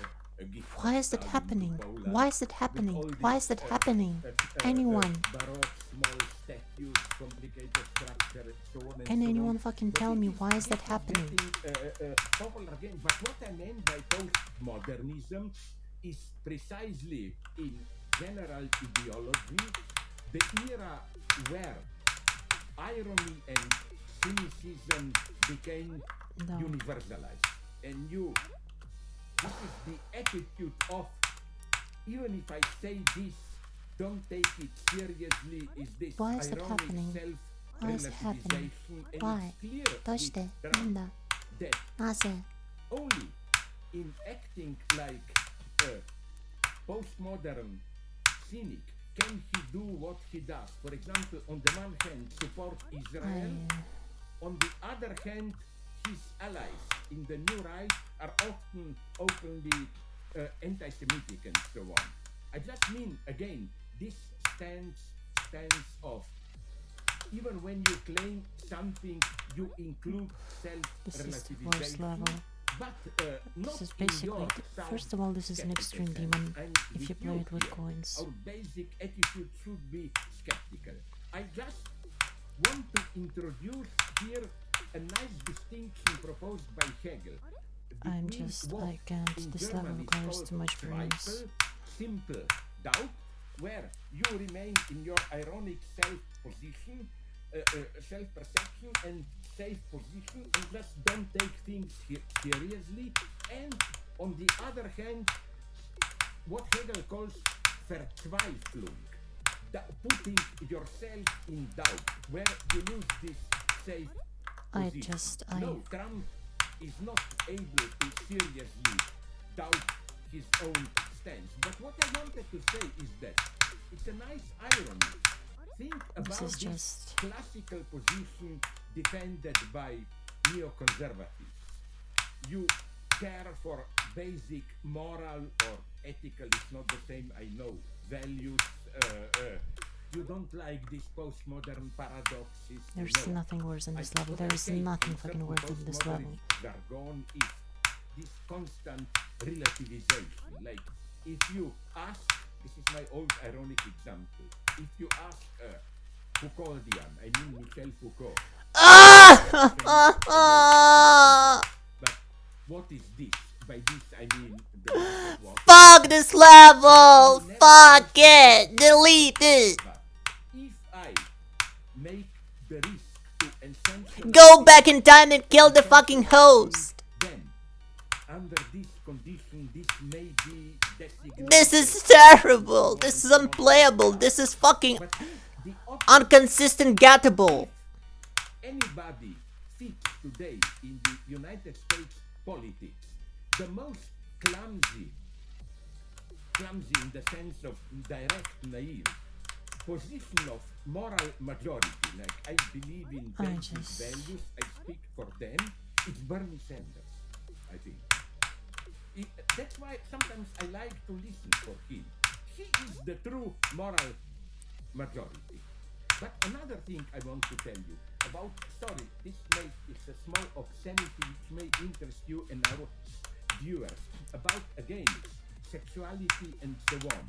You know where, but not in the sense they think, even Christian conservatives may be right. Yeah, is this what you promised to outrage me and disavow me of my cosmic skepticism?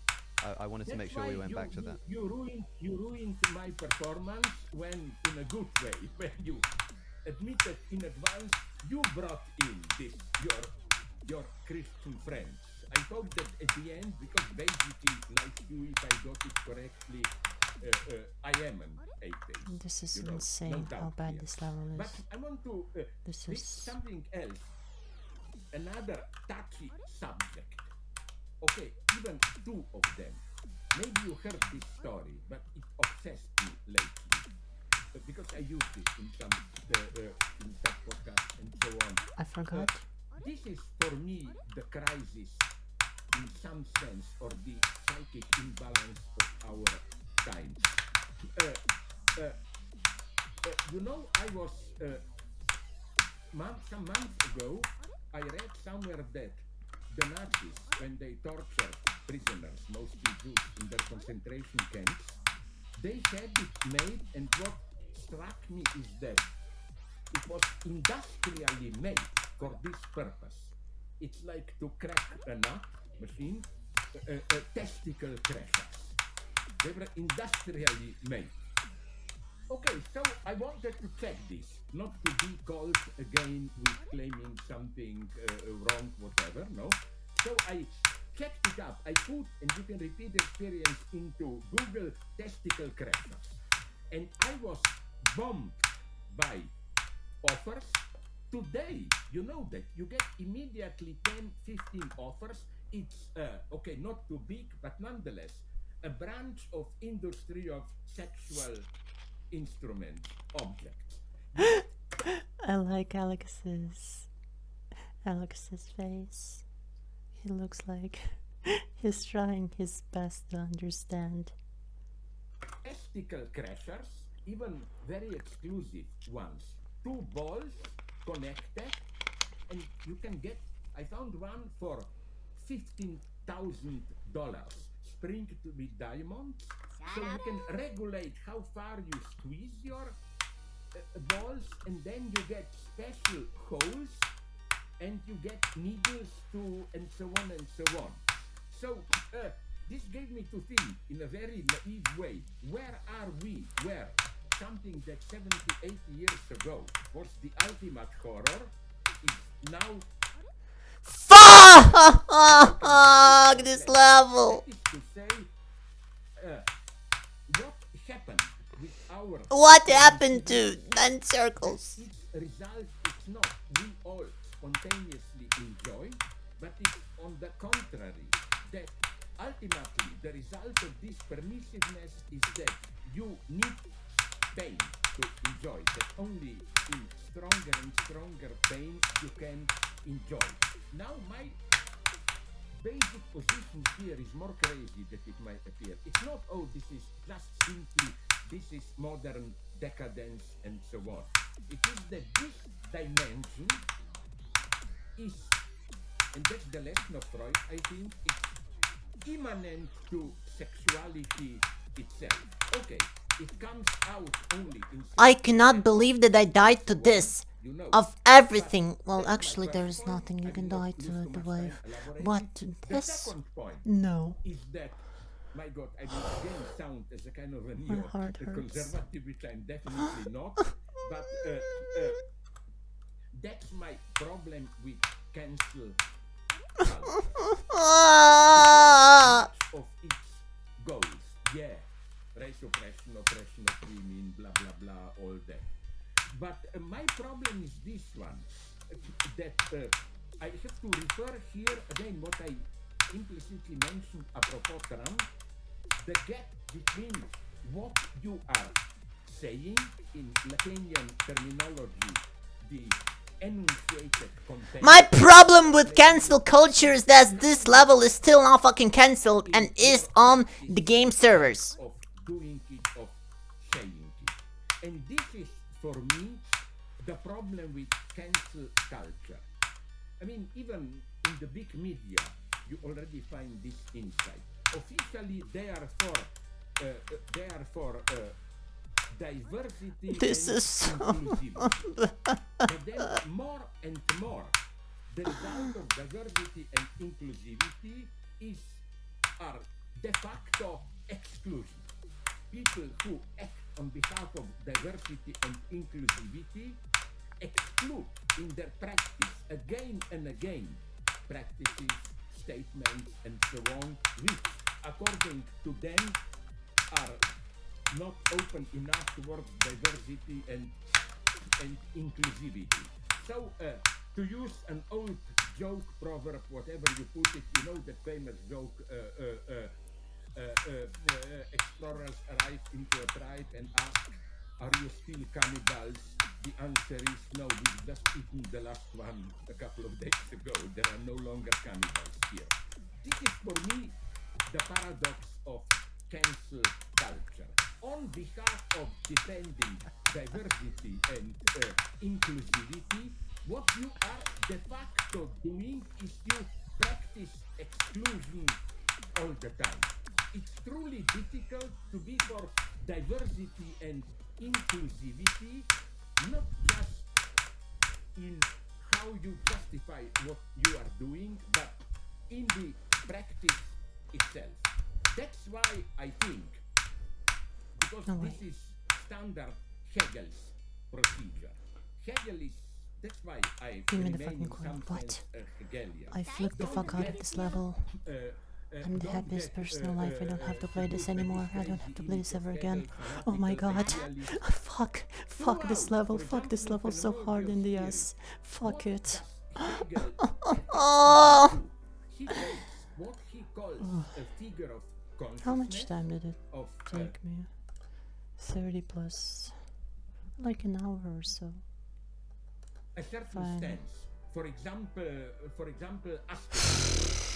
And he proves that this stance is wrong, Medium height not and by say. measuring with an abstract standard, but by just analyzing what does in practice mean to be asket.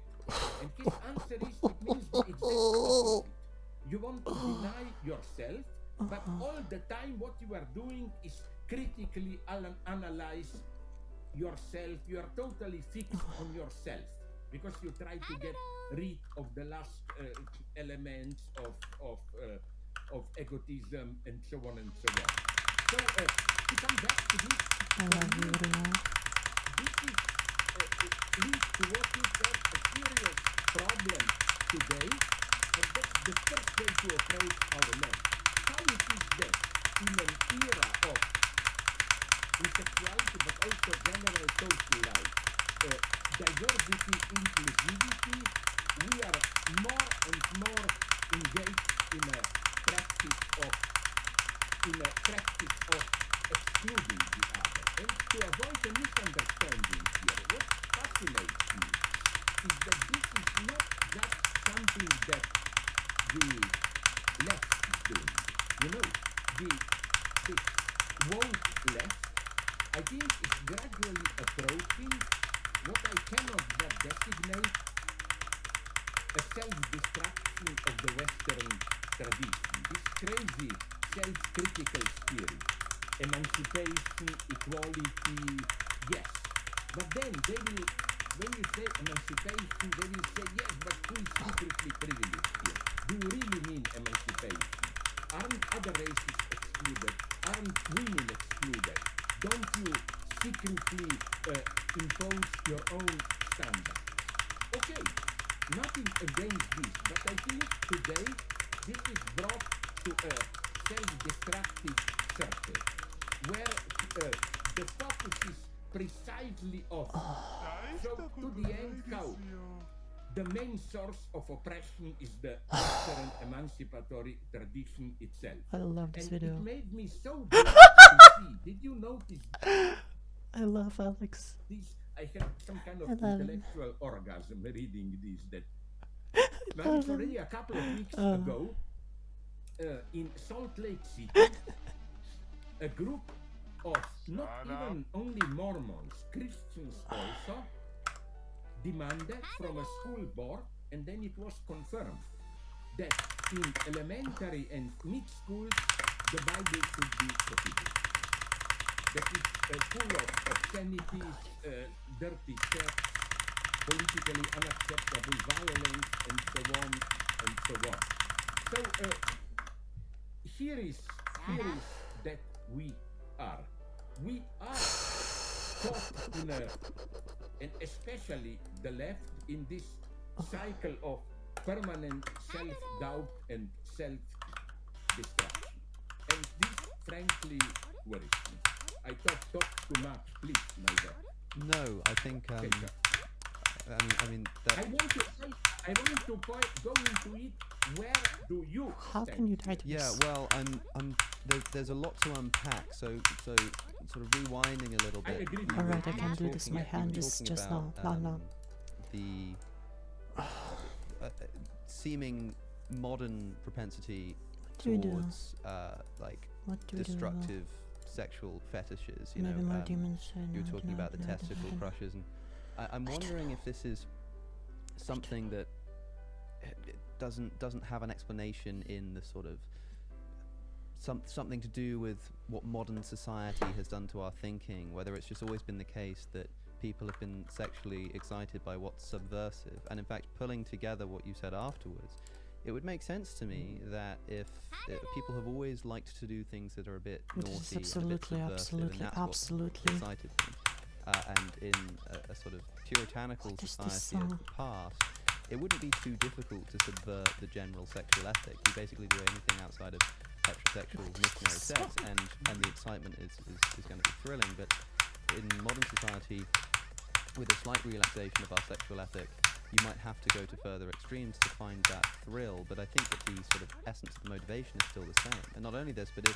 if the modern if the principle, if the main principle of I love modern this level. Western society has become about self-worth and empowerment, and you are good enough and you are strong, and no matter what your limitations are socially, you can excel, and you have intrinsic worth, then perhaps the way today to subvert the sort of the dogma of our time and do something a bit subversive and exciting is to reject that and essentially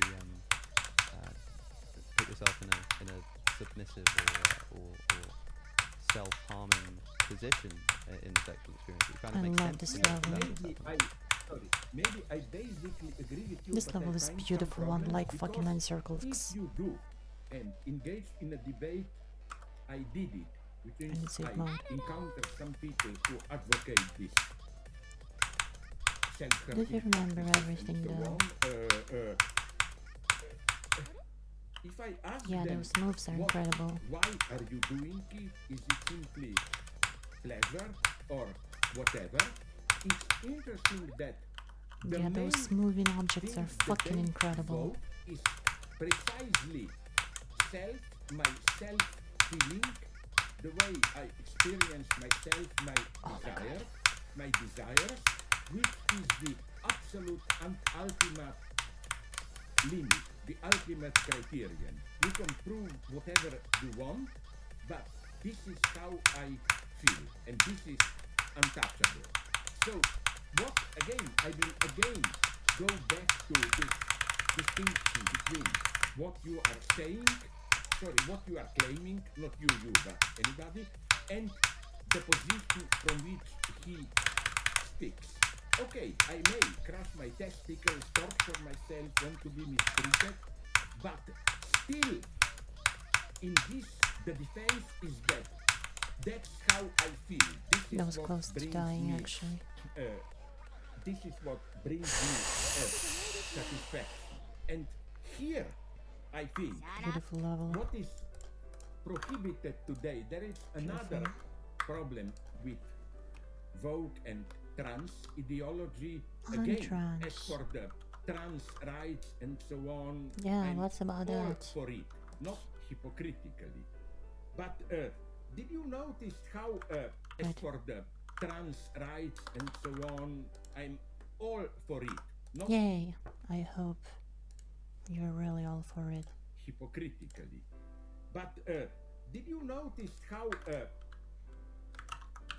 most of the trans people who attack cisgender and so on, and whoever doubts them, I'm not bluffing here, I read many texts on it by them, by extreme trans advocates. Their ultimate argument is not some positive argument, but it's always, I may be biologically never me a man or whatever, a woman, but I don't feel to be that. It's reference to some sense of identity, and the crucial point is that, as far as I know, you are prohibited to analyze this sense of identity to explain it. And here I think psychoanalysis helps. Because in this debate, psychoanalysis is absolutely not on the side of biology. The paradox of psychoanalysis, I already hinted it, is that yes, we have, of course, our sexuality has certain biological roots and so on, but even with so-called normal cis persons, the passage is not smooth.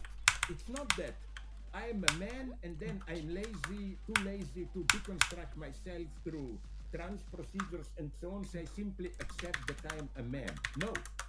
From being biologically a man, in the brutal sense of my biological identity, penis, testicles, and so on, to becoming a man in the symbolic sense, and that's the point of psychoanalysis, it's a long and painful process with many cuts, brutal changes, shifts, and so on and so on. In this sense, all our sexual identity is trans. And this, I think, at least from what I've read, disappears in most of trans self-justification. Because if you try this analysis, they claim you want to crush my trans identity, reducing it to a phenomenon of such unconscious mechanisms and so on. I don't want to lose too much time here, but you know what shocks me here? Did you notice it? Is how many trans ideologists basically have no place for the Freudian unconscious. It's simply how I feel, my felt self-identity. By which you mean the consciously felt, the feeling that you have that you recognize within yourself.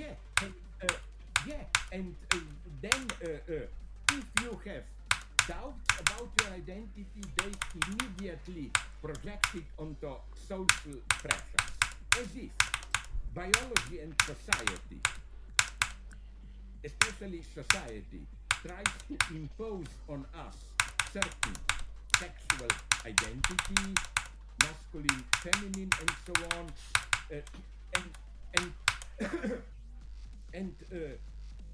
then they rebel against it. The main reason is somehow I know immediately, not immediately. Okay, we enter here all this puberty blockers problem.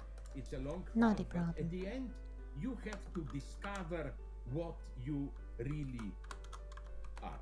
And that's my paradox, that trans people, many of them, whose point is against biological determinism, tend to replace it with another determinism. The idea is, independently of what your body is, look deep into you, into your psyche, you will discover what you are.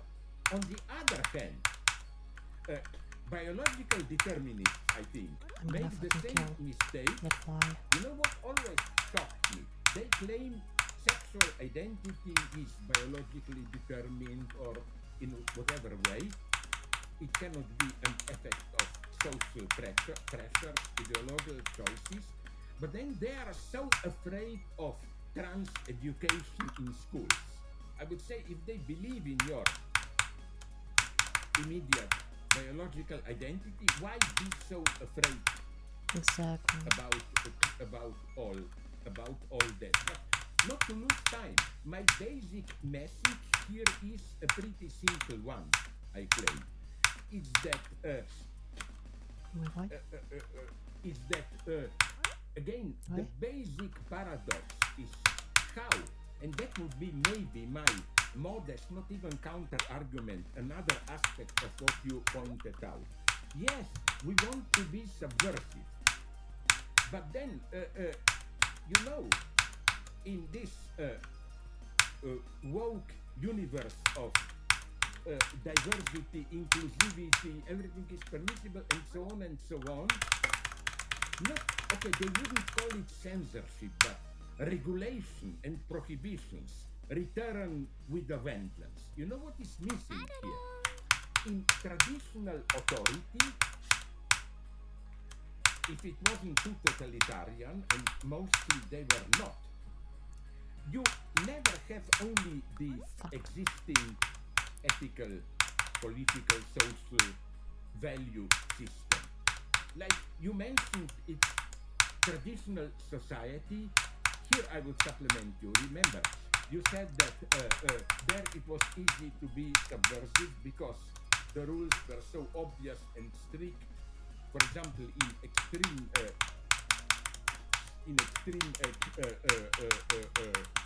oppressive religious spirit, just having free sex is already subversive. But today, okay, first point, this was my big experience, my epiphany ideological, when I was, half a century ago, serving the Yugoslav army. I noticed how, yes, there were official values, discipline and so on, all the bullshit. But then at the same time, there were so many obscene, unwritten rules, which were absolutely crucial for the reproduction of a military society. And sometimes, if you didn't follow these unwritten rules, it was even worse than violating the explicit rules. I claim that most of traditional authoritarian societies included certain very codified forms of their own apparent subversion. I call this, stupid term, inherent transgression. And again, this was, for example, I'm sorry, an old example of mine that many people still don't know. The general idea is that the army is homophobic. No? Masculine, patriarchal, blah, blah. I understand Sorry, that as a my perception. experience in the army was totally the opposite one. That's because they basically don't have anyone to fuck. But they're still homophobic because they're fucking hypocrites. Why are people homophobic? They're homophobic because gay people are usually, well, homosexual men are usually perceived as weak, and people fucking hate weakness. And so they're gonna bully everyone who seems weak. Weak, yeah. And that's why they bully homosexuals, that's the only reason. But they become homosexuals themselves, and then they say that if you're the one who fucks the other guy, then you're fine. But if you're the one being fucked, then you know who you are. You'll get bullied. Yes, I agree. It was homophobic in a simple sense that if a soldier was discovered to be gay, he was sent home, and before the order came from higher authorities, you go home, he was mishandled in a terrifying way there. Every night he was beaten with belt, with others, blah, blah, blah.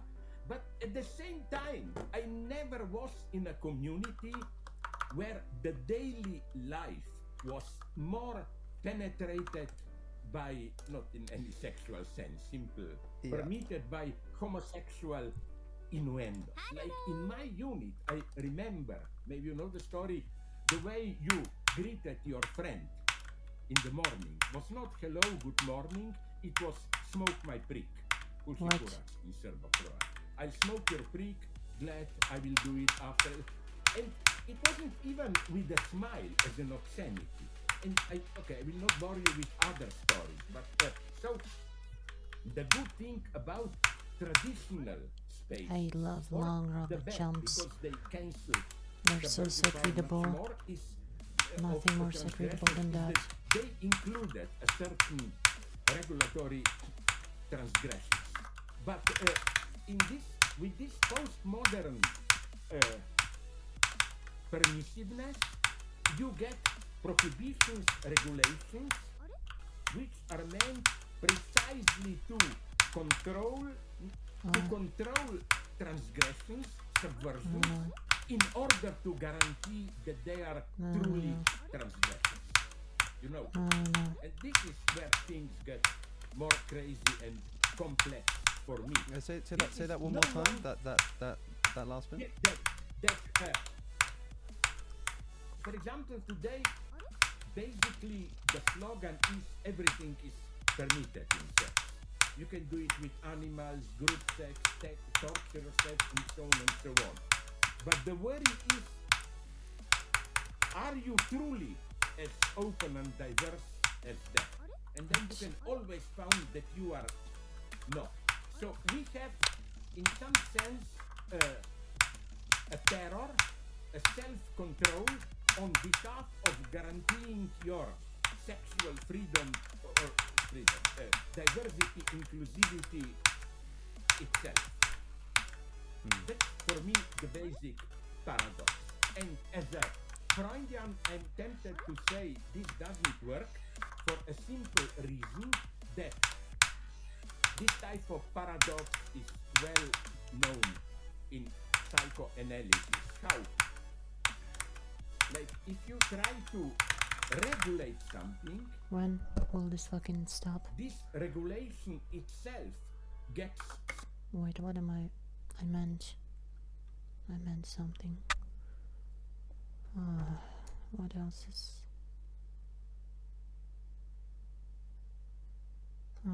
sexually invested. Maybe I The get this example one that I and- even and took I'll from one read. with whom theoretically I don't agree. This level but is tough. personally we have good relations, Judith Butler.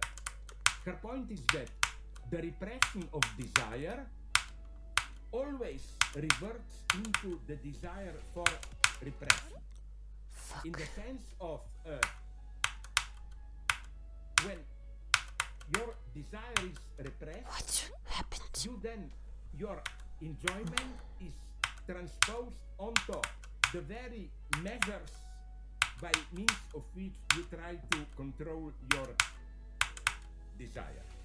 It's very simple. That's, for me at least, one of the simple explanations of masochism. You are gay, you are afraid of, but this is more in traditional society. Today it no longer works like this. You are gay, you are afraid to let yourself go. So when you hear experience a temptation, you squeeze yourself, whip yourself, and so on, and all of a sudden you start to enjoy that. That's the lesson of psychoanalysis, I think, more actual than ever today. Sexuality is one big mess, and here I'm even tempted to say, don't misunderstand me, that my good partner in the dialogue, Jordan Peterson, somebody told me that he said recently, sexuality was never free. Yes, in some sense, some I crazy cannot, sense, I tend don't to remember it. agree I with don't you. remember how That, this... because this is always an Show me element everything. of sexuality, the genuine Yes, masochism click, in the longer, sense longer. of you are oppressed, Click. beaten, and you One, may two, begin one. to enjoy it. It's a horrible thing to admit. 1, Now, the usual 3. liberal woke strategy is to say, no, this just means you internalize social oppression. I think this is a bullshit explanation. The point is to explain how transgression, violation, or not so much transgression as I will take the opposite example. Sorry for my confusion. How the very not sure what the fuck measures is happening. which appear to demand from you the ultimate oppression or Fuck this. self-renunciation can become a means of what Lacan calls a surplus enjoyment. You enjoy the very renunciation to enjoyment and so on and so on. Sexuality is one big mixture, and that's, I think, also how you can explain This level is long.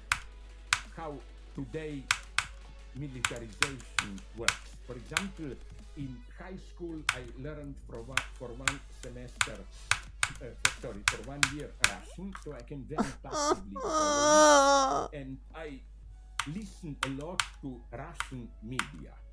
Too bad. It's important how the sacrifices Putin is imposing on Russians are again and again presented as supreme enjoyment, the big enjoyment of doing your duty, even of torturing the enemies and so on and so on.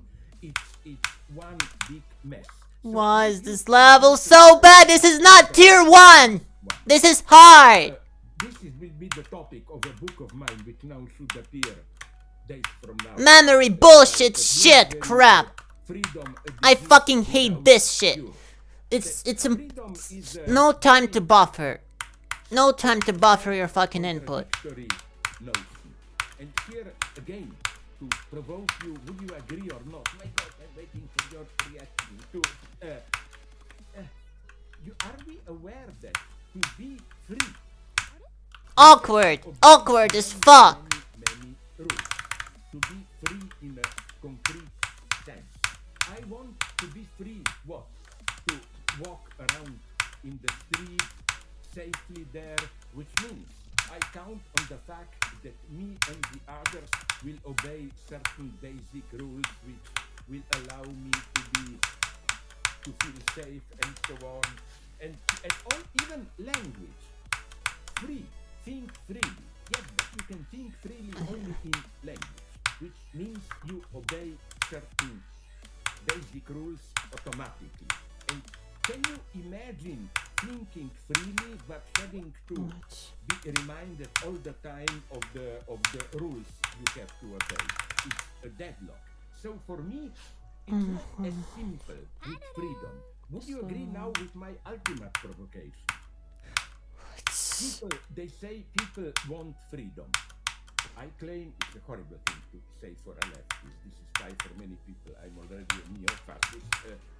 Do people, my God, really want freedom in the social sense of deciding? Really? No. People, I claim, want the appearance This guy is too fucking tough. He's so fucking Russian. of freedom, the ritual of free votes, but between the lines, they want to be given a hint, if not a hint, then at least a clearly formulated choice of what they will choose. The paradox of you don't want it to be too free. To be too free in the sense of questioning the very frame of your decisions brings great anxiety, panic, and so on and so on. So again, that's I think where philosophy can play a role today. Not nihilism, not mess, but just this basic. I will use the term here very carefully. There is no way this happened. There is no fucking way this happened. This level is terrible. You cannot have long robot jumps with 4 times speed. You cannot. You can only have long robot jumps or 4 times speed. Not both at fucking once. You cannot be forced to fall in love. But is it as simple as that? My claim is that you never consciously decide to fall in love. If you do this, it's not true love. All of a sudden, falling in love never comes in the present moment. All of a sudden, you discover that you are already in. I cannot read this shit! Why? This whole fucking part should turn other color when it's robot. You cannot. How do I fucking know when I'm Cuban, when I'm robot? You cannot remember this shit. It all looks fucking the same. It's very opposite. But please strike back. I feel an idiot. Please. Well, And this song fucking sucks. Things, but certainly not being an idiot. I think this depends on your. I think that the problem arises due to what I see as a confused conception of freedom amongst many people, which is essentially, Okay, but what is then the simple truth? I think this, sorry to interrupt you, crucial point, then I love. I think what you call confusion is part of the very notion of freedom. I don't think you can solve this problem by simply saying, okay, let's clarify things, this is freedom. well, you probably can't solve the would be problem, your- but you can get some clarity in that when you say, well, look, any kind of freedom requires some kind of restriction. That is, you think you freely fall in love? No, you're not in control. It just sort of happens. You think that you sort of freely think, but no, you're constrained by your language and you have to agree to certain linguistic rules. If the kind of freedom you're looking for is freedom from any of those kinds This of is not a constraints, 6-star harder. then you've just conflated freedom with chaos, with randomness, with cognitive anarchy, with neurons just firing and just sort of What does it absolutely mean? no constraint. And so, of course, I mean, one thing you can say here is oh, therefore, freedom is impossible, or freedom is not what we really want. Or you can say, this should give us an indication that that thing that we intuitively think we're getting at when we talk about freedom is not that, is not this complete and utter,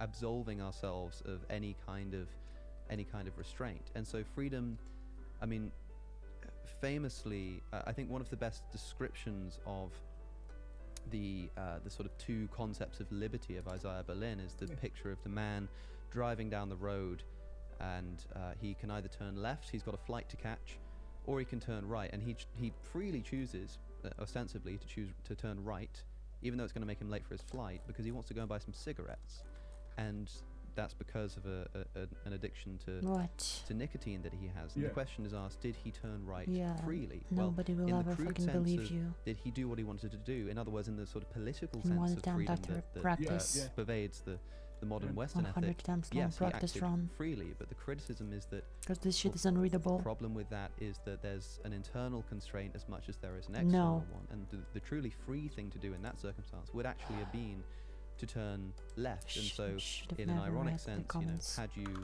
blocked off the path to the tobacconist, had you forced him to turn left, you would have forced him to be more free.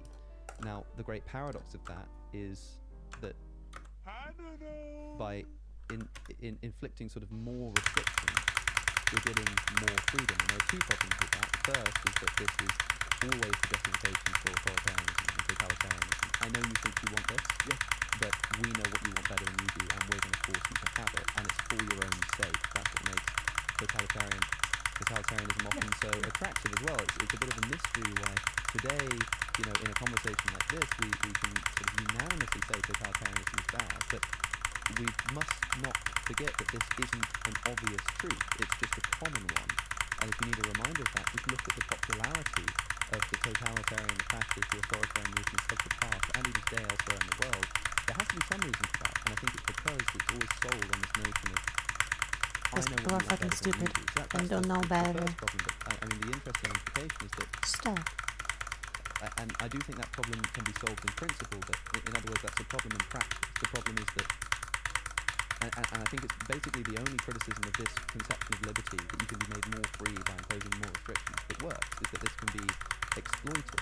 But that's like a practical problem. In principle, we could still say that in that case, the free thing to do would have been to overcome your internal constraints somehow, and do what your sort of real self would have done. And so when you're talking about, well, freedom always requires some form of constraint, and the way that you paint that is as if the constraints you're describing limit our freedom. If we have this conception of freedom, of liberty, then when you say that, well, we need to restrain ourselves to a certain linguistic paradigm in order to think freely, that constraint on our thinking, that Cigarette. allegiance to a linguistic form, is not a restriction that restricts freedom. It's a restriction that enables further freedom. If you have that conception of freedom and liberty, I think the problem almost goes away. People talk about this like when they become religious, for example, and they say, gosh, I found God and I just freed myself. I freed myself from my sin. I freed myself from my vices. Isn't it strange that such a common experience of what people intuitively think freedom means, and we all know what they mean by that, has been achieved by sort of introducing this swath of new regulation and restriction on the way that you behave. And yet the overwhelming feeling that people have when they do that is freedom. In the modern I think among modern youth, especially online, there's a lot of advice: free yourself from the constraints of modern society, stop watching pornography, start going to the gym, start eating healthily, this kind of thing. In other words, achieve freedom by introducing restriction. So I'm not sure if there is a paradox here at all, unless you have a conception of freedom that just means freedom from any kind of constraint. But as I say, I don't think that's a freedom worth wanting, because it would just look like uncontrollable chaos. I see your point, and maybe I was unclear, but I, at some level, I think, profoundly agree with you. Just a couple of tricky supplements of mine. First, when you said totalitarianism, they know it better, and so on. But you know what, for me, here I'm maybe a tiny shade more pessimist than you. Yes, I know this.